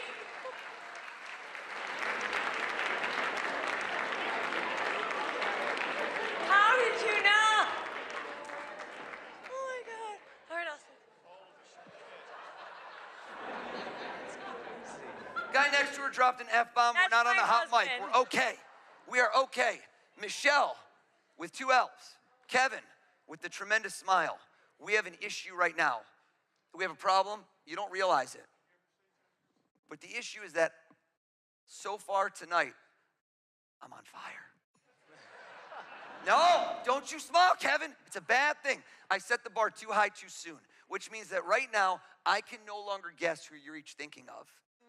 Because you will say to me later, what'd you think of that guy O's? And you're like, he's pretty good, but then he did it 4 or 5 times, he plateaued. Kevin, I don't plateau. I peak. So I'm gonna hand each of you, We're gonna hand you each a poster board and a marker. If we can grab, come on, I need you. We're gonna hand you each one. Don't open the markers yet. The markers, just because people try to unscrew them, they just pop. Don't do that, Kevin, don't do that. Hand each person one, and each of you, very important, don't open the marker, hold them close to you, hold them sideways. Landscape is good. Okay. A little twist there, Kev. There you go. Thank you so much. Beautiful. Freeze. I'm not going to guess who you're each thinking of. I'm going to do something exponentially crazier. You're going to talk about this for years. This Frisbee I purchased for 82 cents. Amazon Prime, free same-day shipping. This Frisbee has a 1.5-star review. This is literally the worst Frisbee in the world. I could have my friend Tom Brady right here trying to throw it to you. It would not land. It does not fly true. Let's see, who could we get? The president? Yes. No. Will you just throw it for us? Is that okay? I don't know if I can aim it. Secret Service, is this okay? They just went code red, mentalist, no. Is that, I can't throw this. We'll see what we can do. We'll see what we can do. I don't know if I can aim this thing, President. There, okay. You know what? I have a better idea. Throw the hat out in the crowd. Let's go. Someone catch. Or nobody catch. Glassware down. This guy just became his VP running mate in 2028. Hear me out. Okay. Are you okay? If you'd like, this is entirely your choice. You can help me. But the Frisbee goes further than the hat. So it adds elements of excitement and randomness versus the hat had about 3 people to land because it appears I've made half the room disappear. Would you like to keep it or would you like to throw it onwards and make this even more random? Actually, I would love to keep it. Would you like to join me on stage and be my mind-reading protege? Oh, why not? Give her a round of applause, everybody.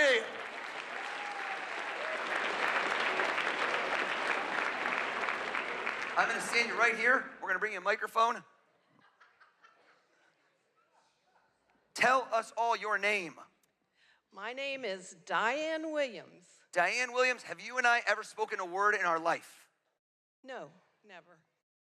Diane Williams, go ahead and read their minds. How crazy would that have been? Are you kidding me right now? Diane Williams, we need to get into the zone, okay? No. Not really yoga style. I want you to give me your best mind-reading pose. Bring the hands up here. That's pretty good. That's more, okay, that's more, it's sunny out. Let's hit them, yeah, there we go. Diane Williams, here's what I'm gonna do for you. I'm going to assist you. Look at me. I'm going to have you picture a crystal ball in my hands. There is not really a crystal ball. You are going to look down into my hands, and I want you to look through that crystal ball, down into my hands, and I want you to nod your head if you are seeing clear as day. 2 people, or pretending. Can you see them? Is that a yes? You're really playing this up. And keep your eyes closed. And I want you to repeat over and over in your head who you just saw, over and over in your head. Do you see 2 people? Could you see those 2 people? Close your eyes, Diane Williams. Close your eyes. Kevin, Michelle, uncap your marker. Keep your eyes closed, Diane Williams. I want you to write down your person's first and last name or their name as big as you can. As big as you can, please. Maximize the space on there. The person you picked, write their name as big as you can. Are you done, Michelle? Yes.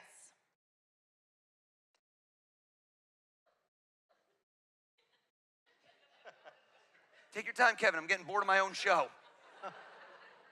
Kevin, you're done. Diane, wake up. Come back to the light. Now, I'm going to give you one clue, which is that we were able to ascertain that his person is alive. We said that earlier. Okay. So I want you not just to look into that beautiful smile, but look into his eyes. See the reflection across from him and tell him who is the person he is sitting down to dinner with. The person is alive. Who is it? Michael Jordan. Michael Jordan. Stop. Oh my God. Stop. Folks, are you alive in this room right now?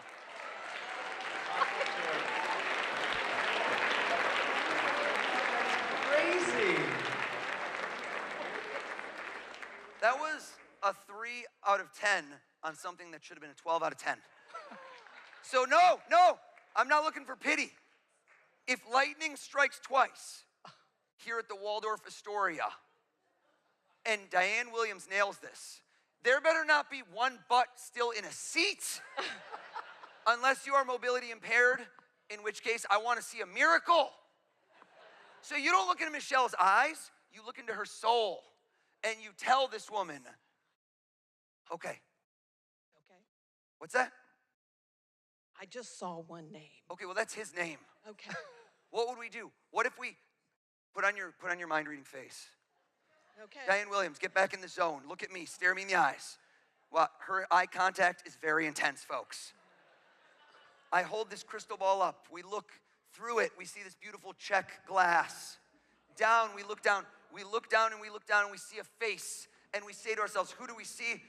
You're pretending even though God knows this is not going to work, so I'm hoping for the best. Okay. I don't think it's gonna work, but who knows? Are you staring at Michelle? Are you looking into her eyes? Look deeper, look into her soul, and give it your best shot. Diane Williams, who is she having dinner with? Could it be JFK? Turn it around, turn it around, turn it around!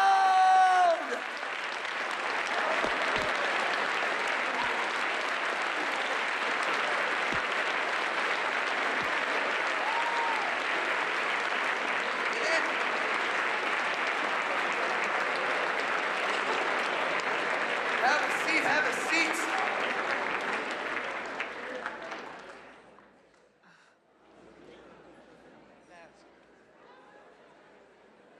Folks, I'm bringing Diane on the road with me for the record.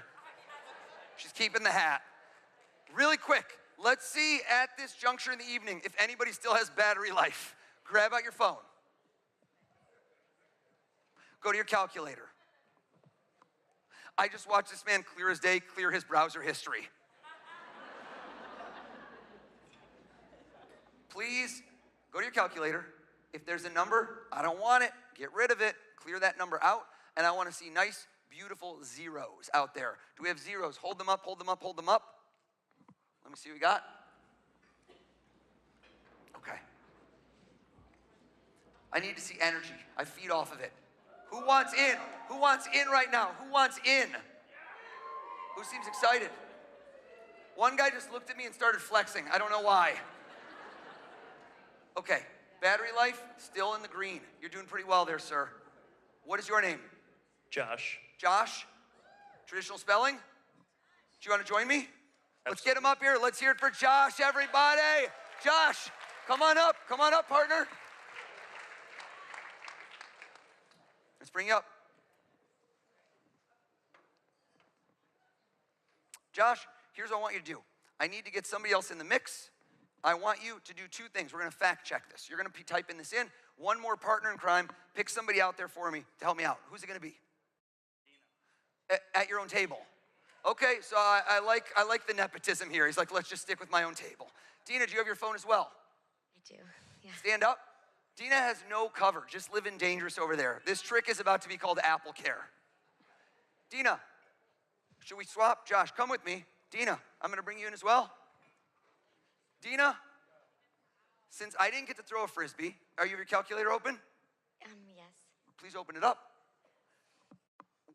What do we have? Is this an amortization calculator? She's doing my mortgage calculations is what I'm seeing. Okay, I'm sorry. It's okay. I don't know what this one is. I can't do, this is like the buttons are too small. I can't see anything. I'm so sorry. I gotta use someone else because I can't see. Put the brightness up. Grab yours. This one's big even though you're at 7% battery. I love it. Dina, give us a number and we're gonna go on stage. Come with me, Josh.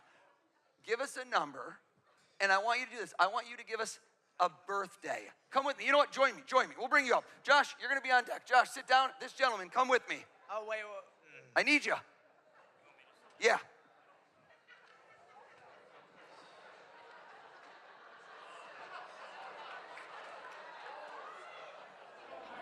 How are you?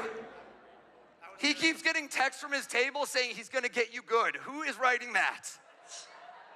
I'm gonna bring you a microphone. I'd like you to stand here. Dina and Josh, you each get to help me. Dina, tell me the birthday of somebody you care about deeply. So take a moment with it. Tell us the birthday of someone you care about deeply. Go ahead. August 17th. Pause. Whose birthday is that? My husband. Everyone go, oh, good choice. I don't want to touch anything. Put in 817, please. 8, slow. 817. Freeze right there. Okay, have a seat. Thank you, Dina. In honor of Dina picking her spouse, which is a common choice, raise your hand if you are married as well. Okay, most of the room. I need to know why that woman just did this. Did anyone see that? That was a very strange reaction to a relatively binary question. That was a real-time Facebook status. It's complicated. Dina loved that joke. Let's go over to someone new that has not helped me yet. How about right over here? I'm going to go to the gentleman right next to Steve, who I loved earlier, who thought of Bora Bora. That was too obvious, Steve. Make it tough next time. Let's go to that gentleman in the green, who felt so slighted. What is your name? Arden. Arden? Arden. That's correct. Arden, quick, what's your wedding anniversary? May 26th. What was it? May 26th. Do times 526, but don't do equal yet. I'm doing the math. August 17th times May 26th. Kidding, I don't know. Michelle thought I could do anything after John Fitzgerald Kennedy. You get to instill a little bit of yourself in this. Do you have a lucky number or something special to you?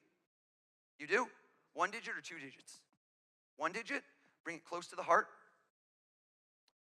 That's your heart, yeah. We're not there yet. And I want you to hit plus and hold it close to you and put in your lucky number. And then walk out into this crowd to somebody that you do not know. Is that possible? You seem a social butterfly. And I want to lock eyes. Look at me, sir. Look at me, sir. 500 times 1,000 is 500 G's. I'm a capitalist. I want 2 commas. I want a 3rd comma. I want millions. What's your name? Colin. Colin? 1 L or 2? 1. All right, Michelle's not happy. Some of you, your memory is not as good. You don't know why that callback was funny. That's okay. Colin, 3-digit number between 100 and 500. Don't do 1, 2, 3. You're better than that, Colin. You're better than that. You got a number? Yes, sir. I didn't like it. Change. Okay. There it is. Whisper with no microphone into his ear your 3-digit number. Everybody make ambient ocean noises. Whoa. Did you hear what he said? We're gonna hit the microphone right there. Have a seat for me, Colin. Please type in, to this gentleman, please type in a times and put in Colin's 3 digits. You did. Colin, have a seat. Wonderful. Did you hit equals? Not yet. Please. All right. Got to be over 30 mil. It's got to be over 30 million. Is it over 30 million? It is. Okay, I thought that was lightly impressive, but no, it's okay. I don't need the pity applause. Thank you, though, Bobby. Thank you. I'm ready. I'm ready for you. Oh, yeah, I'm not Rain Man. What do we get? That's what the calculator, yeah. Read the number. Yeah. All right. 53 million. Hold up. 53 million. 670,000. 600. Oh, I didn't leave enough room. Okay, I'm gonna wrap around. 53,670,000. 682. $682. Bam. Have a seat. Give him a big round of applause. All my helpers. Dina, Josh, way to fact check. I appreciate you. Did you hear me say dollars? Imagine that you go to your ATM, that you swipe your card, that you type in your PIN code, or if I'm there, I do it for you. And suddenly, in your checking account balance, $53,670,682. How would you react? Let me see some faces. Okay, I like how some of you didn't hear the key word, checking account. This is not an interest-bearing account. I like how one guy swore under his breath, like tariffs.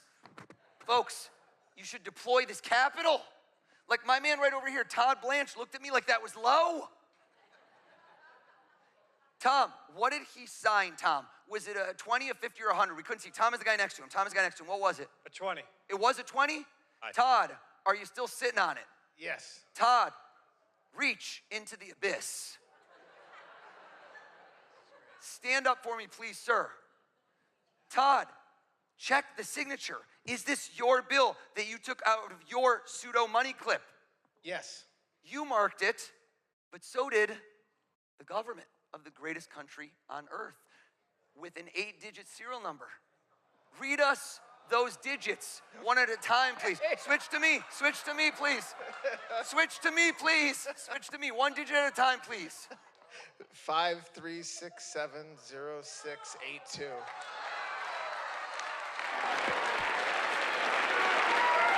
Thank you very much, everybody!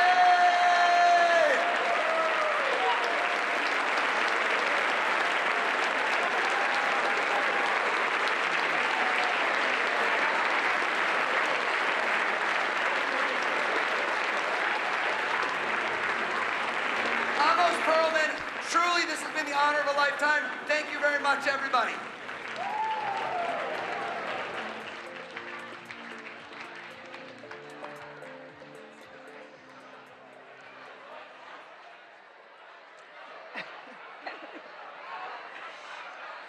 Wow. Oh.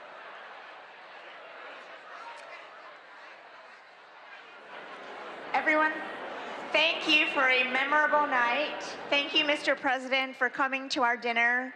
Thank you, O's, for scaring all of us in this room. And thank you all for supporting the White House Correspondents Association and the First Amendment. Thank you. Thank you all. This concludes the 2026 White House Correspondents' Dinner. Again, our thanks to President Trump. We look forward to seeing you all next year at the Washington Hilton. Please travel safely. Have a good night.